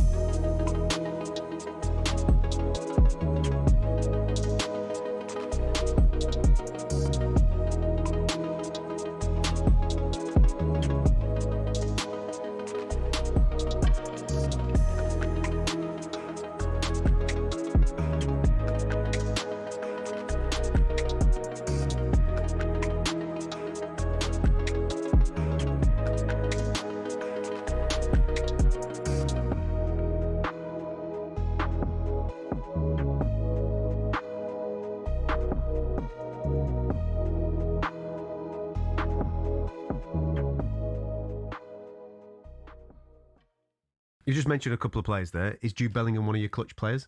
Yes, of course. Yeah, of course he is. I mean, Morgan Rogers is a good player, but Jude Bellingham is a world-class player. And despite the fact that maybe Jude's going through a phase in his career where people are not taking to him, and maybe there's some issues about some of his disposition, I hear certain things in Madrid from relatively reliable sources that there's no relationship between Bellingham and Mbappe. The two egos can't be in the same room. And that's maybe why Mourinho's been brought back in to try and get some order in place. But let's be under no illusion. Jude Bellingham is a game changer and a winner and a world-class footballer. And if after 75 minutes you change him for Morgan Rogers, what a hardship that is. But Jude Bellingham, by any measurement, any rational measurements, should be in the starting lineup because he is a world-class footballer. And and we've got probably 3 or 4 of them in the team, and he's one of them. You've said that Tuchel's been brought in to win. Yeah. What happens if he doesn't? What's the attitude towards him if he doesn't? Depends how he loses. And that's not me giving him a get out of jail card. I just gave you an example. If you were to play the French in the final of the World Cup, some hypothetical scenario, and we to play a game where we're bold and we play on a front foot and we're not waiting for the opposition to do something to us, we're at the opposition taking advantage and opportunities, and we go to a penalty shootout because both teams have played a wonderful game and drawn 2-0 and we lose because someone misses a penalty. What do? Say to Thomas Tuchel, you failed. I know in the binary world that I would have it sometimes. You either win or you lose. Everyone can come second. It's not difficult. Just turn up. But there is a way that England... I'm looking at this tournament going, for once, beat someone that we, on paper, can't or wouldn't be expected to. And then we'll build from that. So in every tournament, I know we beat the Germans, but this was not the Germans of previous times. So we can't use that as an example. So I'm looking at it going, if we draw one of these sides that on paper that we don't beat and the Thomas Tuchel factor comes in, then we'll... Ben Stokes and Gus Atkinson could be dropped for the second test with New Zealand next week. It's after an incident in a nightclub in the early hours of Monday morning. England's cricketers were already subject to a midnight curfew following allegations of a drinking culture. Here's Wisden editor Lawrence Booth. Stokes was part of the management team that imposed that curfew, and he is the one who's now turned around and broken it. So it's very hard now, I think, for him to hang on to the authority that he's had over this team, and England face a very difficult decision. The independent football regulator is talking to West Ham following historical allegations about their co-owner. David Sullivan categorically denies he pressured young models into sex as owner of the Daily and Sunday Sport. Without a criminal charge, Simon Jordan doesn't see how Sullivan can be forced into selling his stake at West Ham. I don't see where the IFR goes with this, besides making a statement that we're in the business of making sure that our job is seen to be visible. He's a shareholder. How do they force him to sell his shares? How do they tell him what the share price of that scenario is? I'm assuming he might want to sell his shares anyway. We understand Leeds keeper Carl Darlow is a target for Man United this summer. The last player to move from Leeds to Old Trafford was Alan Smith in 2004. And the administrator suspended for asking what former World Cup winner Maggie Alfonsi knows about men's rugby has quit. Matthew Smith has stood down from representing Warwickshire at the RFU. There is more at talksport.com.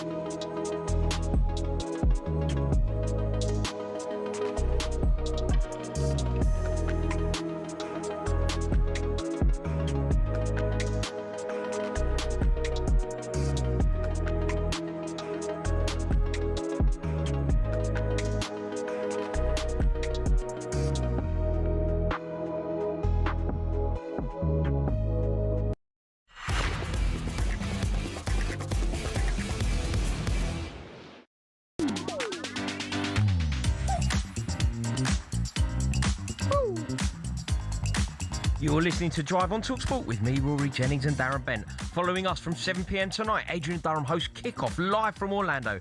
This evening, he has former England captain Stuart Pearce and talkSPORT commentator Jim Proudfoot alongside him. Right, a few moments ago, we brought you the final no-Googling question of this evening. We asked, who is the only England manager to have reached 10 wins quicker than Thomas Tuchel? Thomas Tuchel found 10 wins after 13 games. What England manager has done it quicker, Darren Bent? Southgate. Incorrect. Capello. Incorrect. Sven. Incorrect. Terry Venables. Incorrect. Graham Taylor. Incorrect. More recent. Bobby Robson. More recent, no. More recent? More recent. Roy Hodgson. No. Further back. Steve McLaren. Further back. Well, okay, Sven was before... No, He's all over further back. Further back than Sven. But after Venables. Who was in there? Who was in there then? Hold on. I'll give you a clue. He's a very good midfielder for Tottenham Hotspur. Glenn Hoddle. Player manager at Chelsea. Brilliant player manager. Took Chelsea to an FA Cup final. Against Man United? Correct. Is that where he got pumped 4-0? Correct, yeah. Gavin Peacock hit the bar, though. Gavin Peacock hit the bar. Did he score twice against United that season? He He won did. 1-0, 1-0. 1-0. Yeah. Great knowledge. That's from your father, isn't it? Yeah, I remember, yeah. My knowledge is just... Yeah, very, very impressive. Yeah, Glenn Hoddle got to 10 wins after 12 games. Now, though, let's go back to the United States because talkSPORT's Ben Jacobs has been following the USA team as they prepare for their home World Cup. He's going to bring us all the latest from their camp right now. Good afternoon, and I am behind enemy lines to some degree because I'm here in what we call the mix zone, where assembled media in the next half an hour or so will get the opportunity to speak to US men's national team players. We are anticipating hearing from Gio Reyna and also Matt Turner as we build up to the US men's national team's opening game against Paraguay in just a few days' time. The team have trained this morning. Chris Richards, again part of the session, the Crystal Palace defender, is expected to be fit for the opening game against Paraguay. And a little bit later, we're going to the LA26 kickoff party. That's the host committee here in Los Angeles, and they'll be throwing not a red carpet event, but I'm told it's actually a blue carpet, and I'll be sticking the talkSPORT mic in to speak to various celebrities. Hopefully we're going to hear from Snoop Dogg, so stay tuned for that one. The mood is very positive here, and we're starting to feel now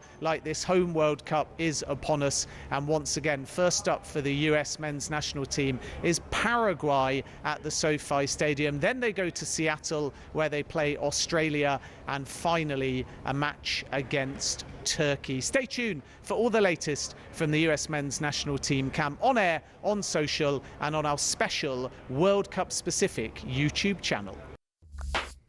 Ben. Oh, Jack, see? That's Jack. That's why the best in the business. That. Done well there. What a tune? Done very well. Can I hear it? Here we go. Oh, it's shred rocking. Oh, nice. Yeah, very nice. Did it? You heard? It's just like it's just a tapping for you there, wasn't it? You heard the word Snoop, and bang, suddenly you find it. That's why he's the best in the business. Is he? Yeah. Yeah, he is. That's why we love Jack. Well done, Jack. Love it. And a huge thank you there as well to Ben Jacobs, who's been covering everything USA men's national team. What do you reckon to them, the USA in this side, the home nation? I think a World Cup is often better when the host nation does well. Think about how Russia did well, it made it a good tournament. Think about how South Korea did well, made it a good tournament. Yeah. Do you think that the USA men's national team? I think they'll be decent. They've got good players in their squad. They've energy. Do you know what I mean? Fit. Good coaches. They're going to be well prepared. Yeah, I think. Listen, I don't put them as one of the favourites, but they certainly will cause problems for teams. I mean, they've given England problems over the years, so I think, yeah. Do you think they get out of group? Yeah, I do. Yeah, I think I do agree with you. Now, let's turn our attention to Real Madrid, because they've just released quite an incredible statement this evening. It reads, Real Madrid announces that following today's board of directors meeting, it has made an offer of 150 million euros to Atletico Madrid for the rights of the player Julian Alvarez. Julian Alvarez for 150 million quid. After studying and evaluating it, Atletico Madrid has thanked the club for the offer made within the framework of the good relations existing between the both clubs, and has rejected it, referring to the player's release clause. This of course comes after Florentino Perez promised to make a 150 million euro bid for a Galactico type player if he was re-elected as president. Alvarez's release clause is reportedly set at 500 million euros. Benty, I don't really know what to say here. This is wild. 150 million quid from Real Madrid to Atletico Madrid that has been rejected immediately by Atletico Madrid. Real Madrid always do this crazy stuff. Do you remember when I think Mbappe had like 3 months left in his contract and they threw in like a £180 million bid? Yeah. In January. You think you don't really want to pay that when he's on a free. I think Julian Alvarez, I think he's expected to obviously leave, but I mean, that for me, and I think he's a good player. It's way too expensive. That. Can I ask you a question here? This is me being very cynical. Yeah. But Florentino Perez said that he was gonna, if he was re-elected, he was gonna bid 150 million euros for a player. Yeah. And he's done it immediately. But he's done it to a player that has a 500 million pound release clause. Yeah, of course. He's putting So it's a nod of acknowledgement to what he ran on. Look, I'm doing it, but I'm not really doing it. Yeah. Is it there? That's what I think. And look, again, like the Mbappe one, when they offered 180 million when he had 3 months left in his contract, like it wasn't going to happen. No. So it's putting a bid in so that you have fulfilled your pledge. See, I told you I was going to do it. Told you I was going to do it, and I've done it. But ultimately, Atletico Madrid are never going to sell their best player to Real Madrid, surely. No, and also again, I mean, if you're Atletico, part of you's thinking, boy, 130 mil, pound sterling. I'd probably take that. Yeah, because he's a good player. I don't think he's worth that, but he's a top player. What do you reckon he is worth? You know, Arsenal have been heavily linked, for example. 100? Do you like him at Arsenal? Yeah, 100. I'd pay 100. Do you think he's not me personally, but I'd pay 100 million? I'd pay. Yeah, I think he's technically very, very good. He was brilliant in the last World Cup. He was good for Atletico again. Another 20-goal season this year. Yeah. But that is a lot of dough that to just stump up. But you see, The reason why it might be worth doing now is because if Julian Alvarez, say he has a World... You know, you always get that player in the World Cup. Yeah. There's no reason why Julian Alvarez doesn't end up with the World Cup Golden Boot and another World Cup. Yeah. Making history, winning the World Cup back-to-back. Suddenly, he is worth 150 million at least. Yeah. So you can kind of see why they're doing it now. I get it, but at the same time, I mean, it's a lot of money as well. And also, by the way, where does he play? Look at that. I mean, somebody with a big personality in that team, Real Madrid, ain't playing then. If you're going to sign him for 130, you've got Mbappe, you've got Vinicius Jr. The right-hand side's a little bit suspect. Not suspect, but that's where there's maybe an opening. Is he going to want to play right wing? Probably not. No, you're right. When you actually try and work it out, why do they need him? They don't. No. They don't. It would actually cause a problem. Unless somebody's leaving. Well, listen, if Mbappe's maybe leaving and he wants to go to Arsenal and they want to get Alvarez, then I'll be absolutely over the moon with that. But I like Julian Alvarez. When he was first linked to Arsenal, I was saying yes. That's the type, because he could play centre forward, he could play left. Even though he's not the biggest, I think he's good enough with his back to goal to bring players in. He's really clever, really technical, good player, scores great goals, takes a lovely set play as well. Yeah, I'd like to see him at Arsenal, but he was never going to go to Real Madrid for that amount of money. Yeah, how do you think Real Madrid do next season? They've obviously got Dumfries in, Florentino Perez is back, Jose Mourinho is back. The history of the club sort of teaches us that they're going to be major players for the Champions League. I just think that there's one or two issues they have to sort out. The personality situation between Vinicius and Mbappe and those type of players, big personalities, that needs to resolve itself. Because even who was it? Tchouaméni and Valverde fighting as well. All these little fractions that are in the dressing room, that needs to be addressed, right? I always think in that team there always needs to be an alpha, the main man. Like Ronaldo was it for a long time, and it worked because everyone almost knew that. Well, do you know what? We know he's the guy. I know it took him a bit of time. Obviously, when he first got to Real Madrid, he was wearing a number 9 shirt because Raul was still there wearing the 7. But at the moment, obviously, Raul moved on and he got the 7, and he established himself as probably arguably their greatest ever player. Everyone knew that he was the alpha, so you kind of fell in line. Yeah. At the minute, it just feels like there's a player struggle between Mbappe and Vinicius. Like Mbappe's going, well, hold on, I've won a World Cup. I'm a big player. I've been brilliant. Vinicius Junior's going, well, hold on, we've won 2 Champions Leagues before you even got here. Yeah. Before you even got here. Yeah. So this is my team. You've got there and we haven't won it, and the team that you left just won it back to back. Exactly. So I've been here longer than you. I've won 2 Champions League. So this is my team. So maybe there's a little bit of that going on. And I think Jose going in there, he might have to be the one that goes, right. He might even have to pick a side or go, if you two can't work it out, one of you's not playing. If you had to pick a click here, so you've seen him walking in, Mbappe and his crew, you've seen Vinicius Junior and his crew. Who are you picking? If Mourinho is gonna hitch his wagon to one of these crews to win him a title, who should he back? Oh, it's an unbelievable question. Now, because straight away off the bat, I wanted to say Mbappe, right? But the fact that I love Mbappe. People who've listened to the show many times, I love him. I think when it comes to World Cup football, he's the guy, right? But when you think about he was at PSG for such a long time, I think he's an all-time record goal scorer. He leaves, they go back-to-back Champions League, right? Then Real Madrid have won Champions League before he gets there. He gets there, they don't win it. I'm probably thinking Vinny, if I'm honest, because at least I know that he's got it over the line before. Yeah. So, but it's Mbappe. I'm always expecting. It's the kind of decision that Mourinho needs to get right. It make and break his career. Put them in both in a World Cup. I'm taking Mbappe over anybody. Yeah, but at Real Madrid, I think it's got to be Vinny. I think I agree with you. This is Drive on talkSPORT with myself, Rory Jennings and Darren Bent. Next up, we'll be joined in the studio by One Word Billy for this evening's end of show quiz. So don't break it, Jack. Why is Billy getting top billion, by the way? Why are you even referencing him? One Word Billy? Yeah. He is this show, isn't he? He's the heartbeat. He's our sensei. He's our pulse. Look at him. There he is. He'll be in a minute. Can't wait. This is the bit of the show that I've been buzzing for, mate. Is it, yeah? I put up with you for 2 and 3/4 hours just so I get 15 minutes with Billy. Oh, that's nice. There we go. See you in a minute.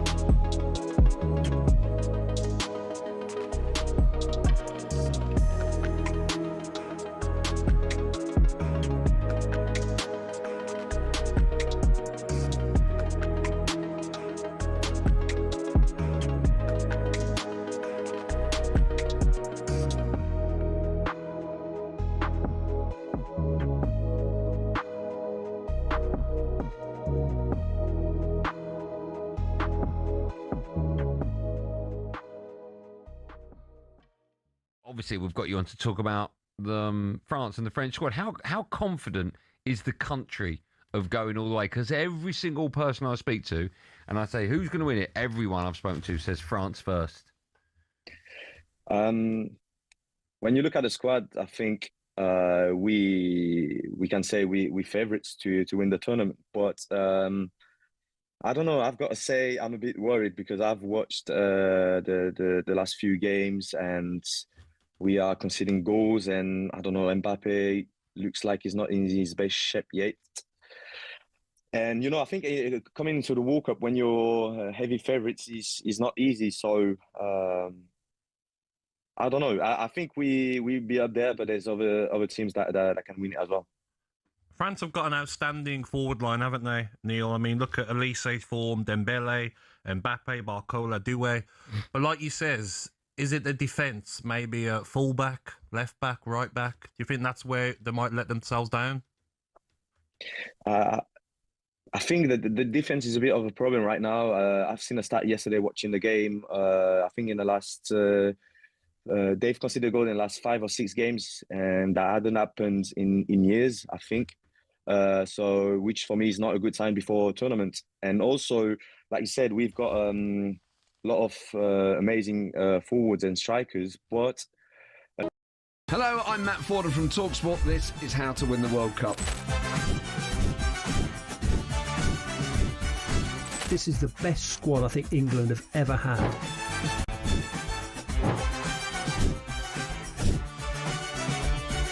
He used to love America, now he doesn't. It's very sad. It was so important to succeed because of all the pressure we received. Don't jump for this one, I'm going to knock his head off. Warning, this podcast does not guarantee England will actually win anything.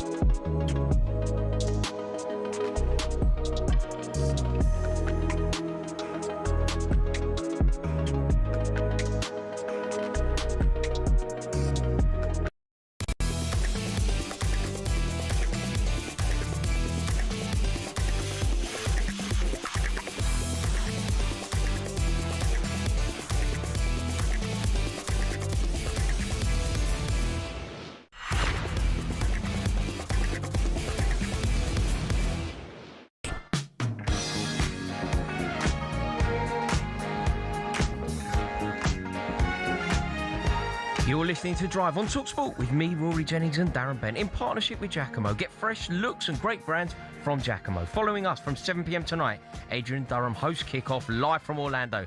This evening he has former England captain Stuart Pearce and talkSPORT commentator Jim Proudfoot alongside him. Now though, it's time for this. Get ready to get the ultimate football fan winning feeling with talkSPORT Win. Yes, listen up. The FIFA World Cup kicks off on Thursday and talkSPORT are sending you and a mate straight to New York to see England live with Adidas, the tournament's official match ball supplier. We're talking about a trip to watch England face Panama. You're looking at return flights, you're looking at a hotel, you're looking at match tickets and spending money, and it's all taken care of. Plus, Adidas are even throwing in the official try-on the match ball and a fresh pair of football boots. Ready to get that winning feeling? Here's how to enter. For your chance to win, head to talksportwin.com or text WIN to 83338. Text and online entries cost £2.50 plus your standard network rate. Or you can call up. Call 0343 418 7260. Call 0343 418 7260. Entries must be in by 4 p.m. this Friday. 18 plus UK residents only. This is a talkSPORT promotion. Full T's and C's at talksportwin.com. So, for your chance to win, text WIN to 83338 right now. Right, talkSPORT understands that Crystal Palace have their new manager. They are about to appoint Lens manager Pierre Sage on a 3-year deal. talkSPORT also understands that Liverpool have spoken to the man that finished second in France last year. What do you reckon to that, Benty? Liverpool spoke to Pierre Sage. Obviously, they decided that he wasn't the option for them, but Crystal Palace have secured his services. Yeah, it's a really good appointment. I mean, by the way, that's some job going in after what Glasner's done. because what Glasgow's done is a 10. Like beyond their wildest dreams winning those trophies. But yes, an opportunity for him. He's going into a team that's in Europe. And they have to get some bodies in, get some players in, because obviously Europa League football, their squad's not the biggest anyway. But yeah, I like the fact that they've been proactive again. They've got the right guy in. Palace fans will be happy with this, surely, because PSH was linked with some of the biggest jobs in world football, including Liverpool. Yeah. So the fact that he's ended up at Palace, it means that Palace are at least shopping in the right sort of aisle that they should be shopping in. Absolutely, because you're right. We've been linked with Liverpool. I know we didn't get the job, but even though we've been spoke about, but he's going to Palace in. The foundations are there. The club's set. I think it's a good move from. Really I completely agree. I have some fantastic news, Darren Bent. Who's that? One Word Billy has joined us in the studio for this evening's end of show quiz. Finally, we've made it to the point of the show that I've been longing for. These intros are amazing. I love them. There he is. This is why we're here. This is why everybody's tuned in. Bill, how are you doing? How's your day been? Yeah, really good actually. Yeah, no one cares. Yeah. Oh, there it is. It's back. Billy, what have you got for us tonight? Got an end of show list for you lads. Okay. It's like a top. Hey, it's good draw. Yeah. Top draw this. It's like a top 10 kind of thing, Rory. Easy. We're into World Cup season. 2 days to go. I would like the top 10 World Cup goal scorers this century. So that is from the last 6. Hey, it's about knockout stages, yeah? Just the World Top 10. Cup. So we do it as a team? Yeah, you okay, we do it as a team. Okay, so Ronaldo, R9. Ronaldo's got to be in it. He's second or third, I think. He's fourth. Kylian Mbappe has got to be in it. Mbappe is third with 12. Hey, my guy, Closer, 1. Miroslav Klose, 1, yeah. I think he's all time, isn't he? Yeah. 16 this century. Hey, Fontaine, France. This century. You got me that. You can put him in if you want. Yeah, hit me Fontaine. No, Fontaine. Who's Fontaine of France. this century? Oh, yeah, you're right. Yeah. Mate, since 2000. So Trezeguet and them boys. You put that in, that's a post, lads. There you go, you've hit the post one. You've hit the post. Mate, what are you doing? Confer with me. We're a team. Nah, we ain't conferring enough. Confer with me, mate. You can't just go off Fontaine. Who's Fontaine of this century? Okay, other players that have scored loads of goals. Cristiano Ronaldo in there? Kane? Harry Kane could be. Kane, hit me with Kane. Kane, number 8 on the list with 8. You know who else has scored a fair few? Let me know we're going to join in. Got 6 to get. You've gone for 1958, Fontaine. This century. Excellent work. How many have we got, Bill? You've got 5 to get. Okay, think of countries. Who has scored loads of goals at the World Cup? Zlatan, maybe? You've got 6 to get, actually. You've got 6 to get. No, from 2000? From 2000 onwards. Thierry, Think of 2006. Who scored loads of goals at 2? Is Zinedine Zidane in there? You can put him in if you want. Oh, right. No, sorry. Okay, no, sorry. I'm conferring with Darren Bent. That wasn't official at all. Van Persie. Did he score a lot? He must. I mean, you're thinking of like the header, aren't you? No, he scored a lot. He was that Dutch number 9 for years. You're thinking of the header, though, aren't you? Who else is there? Spain. Right, come on. There's got to be. Who was scoring the goals in that Spain team? No, they didn't really. They didn't really do it, did they? No. Do you know what? Hit me with Suarez. Cavani, Suarez, them boys there, man. Got about 3.5 minutes on this. I tell you what, Darren, we're gonna have a minute. You're gonna have a minute to think, right? Because I'm gonna stop you right here. The Lionesses are in Euro qualification action tonight against Ukraine. talkSPORT's Matt Jones has the team news for us right now.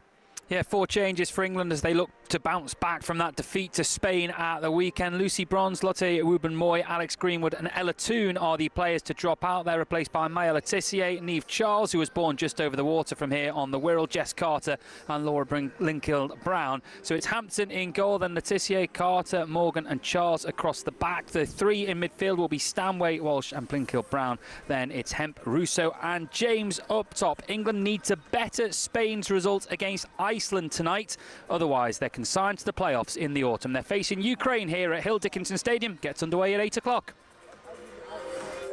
Cheers, Matt. Okay, right, we're still focused upon this. We're going to get the top 10 goal scorers at World Cup. I'm Thomas Muller. Thomas Muller, we're putting him in. You're putting him in, yeah? Putting him in. Confirmed? Confirmed. Number 5 on the list. Yes. 10 goals. Sure, hey, you're halfway there. Give me Messi. Oh, yeah, you haven't mentioned Messi. Yeah, he's second. Lionel Messi. 13 goals, okay. yeah. Okay, who else has been scoring? How many do we need now? Did Luis Suarez score 4 goals to get. at World Cups? So I thought Suarez for Europe, but then... Did you say Thierry Henry? No. Well, Thierry. Hit with Thierry. Not. Yeah, I didn't think that because he's an idiot over there, isn't he? Okay. Do you want to know... Who was scoring goals for the French side? Trezeguet. About 2 minutes. No, I think of Euros, though. Just Euros. Okay. I'm stressed out here. No. Can you tell us a nation? No, man, come on. If you're still struggling in 1 minute, I'll give you some I've got nations. a feeling we're still going to be struggling in 1 minute, Bill. Hey, think, man. Think. Okay, think. Spain. Okay, Torres. Hey, hit with David Villa. Yes. Go on, Benny. 6th on the list with 9. That is unbelievable. That's unbelievable. It's nearly as good as my Muller shout. You've got 3 to get. Okay, name another nation that's done well at World Cups. You know, Neymar's not a bad shout, you know. I'm telling you now, Neymar's not a bad shout. I can remember him scoring a really good goal in Qatar, but I can't think of anything. Hey, hit with Neymar. Correct. Yes, up there. 7th on the list, 8 goals. Hey, let me know when you want to join in. You've got the bottom 2 to get. I'll give you a clue. Yeah. The lowest on this list has 7 goals, and the other one has 8. Marcus Rashford. That is the worst shout ever heard. Marcus Rashford scored loads of goals for England. You're not putting Rashford in, Benny? You're not having that? Oh, hold on. You made me think there. He wants to put Rashford. It's gone. It's a team game. You can put him in game, mate. Don't. I'd put Marcus Rashford in my list. You're the captain. Marcus Rashford's in my list. No, he's not. No, he's not on the list. No, he's not on my list. No. Hello. Saka. Who else? Hello, Moose. Hello. Hey, we'll call you back in a bit. No worries. Right, come on, Benty. Mate, I've got 8 out of the 9, bro. Come on, you. About a minute left on this. Goals at World Cups. Who has scored loads of goals at World Cups? Hey, Griezmann. Do you want to put him in? That's a good shout, you know. Put him in. Griezmann's a good shout. Not on the list. No, it's a terrible shout, mate. It's an absolutely terrible shout. One of these players, I mean... Is there a French player in it? No. Okay. Not Ronaldo. Hit with Ronaldo. You haven't said him yet? Ronaldo. Yeah, Cristiano Ronaldo, 8 goals. I thought we said that. No, never locked it in. Last one. Not Cavani, but... Suarez. Luis Suarez. I said Suarez earlier. There you go. See, I conferred with you. You said Rashford. You're all over the place. Bill, excellent quiz. Good listing. Darren Bent, you let yourself down there. You let yourself down. You said Rashford. Mate, I'm fed. I've got a sore back, piggybacking you all the way through that. Thank you very much too. One word, Bill. Right, quickly before we hand over to Adrian and Stuart, talkSPORT have teamed up with Meantime to create a lager in time for the World Cup. It's called So Good Lager, which will be poured from all O'Neill's pubs and some of the best sports pubs across the UK. So whether you're watching the action this summer or settling in for an afternoon with your mates, make sure you check out talksport.com so good. That's talksport.com/so good to find your nearest pub. It's so good. 18 plus, please drink responsibly. You've been listening to Drive on talkSPORT with myself, Rory Jennings and Darren Bent. Adrian Durham is up next. And we'll be back tomorrow from 4 p.m. with a very special guest. It's World Cup winner himself, Sir Geoff Hurst. This is a definition of a big one.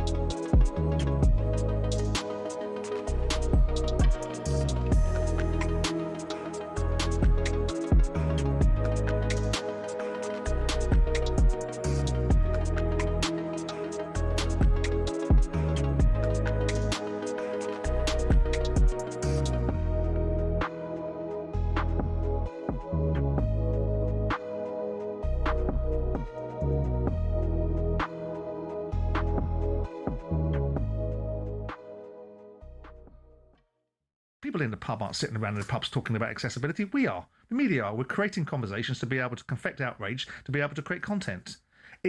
Most people accept it. They accept the reality of the circumstances that these premium games, these premium tournaments have a caveat which means that ultimately they're beyond the reach of most people. That doesn't make it right. I'm not arguing for the right and wrong of it. I'm putting the pragmatic reality of it. I do not know, and at this moment in time I'm not sure that we do know, the reason why this referee wasn't allowed in the country. If he didn't meet the visa requirements... He hasn't met the vetting requirements, is what I'm told. So that's not a mess. That's an issue from his side, and it's an issue from the people that represent him. As far as the Iranians are concerned, with due respect to whether you like it or you don't like it, the US is at war with Iran. It's hardly a surprise that you are not going to particularly want Iranian supporters coming into the country, despite the proclamation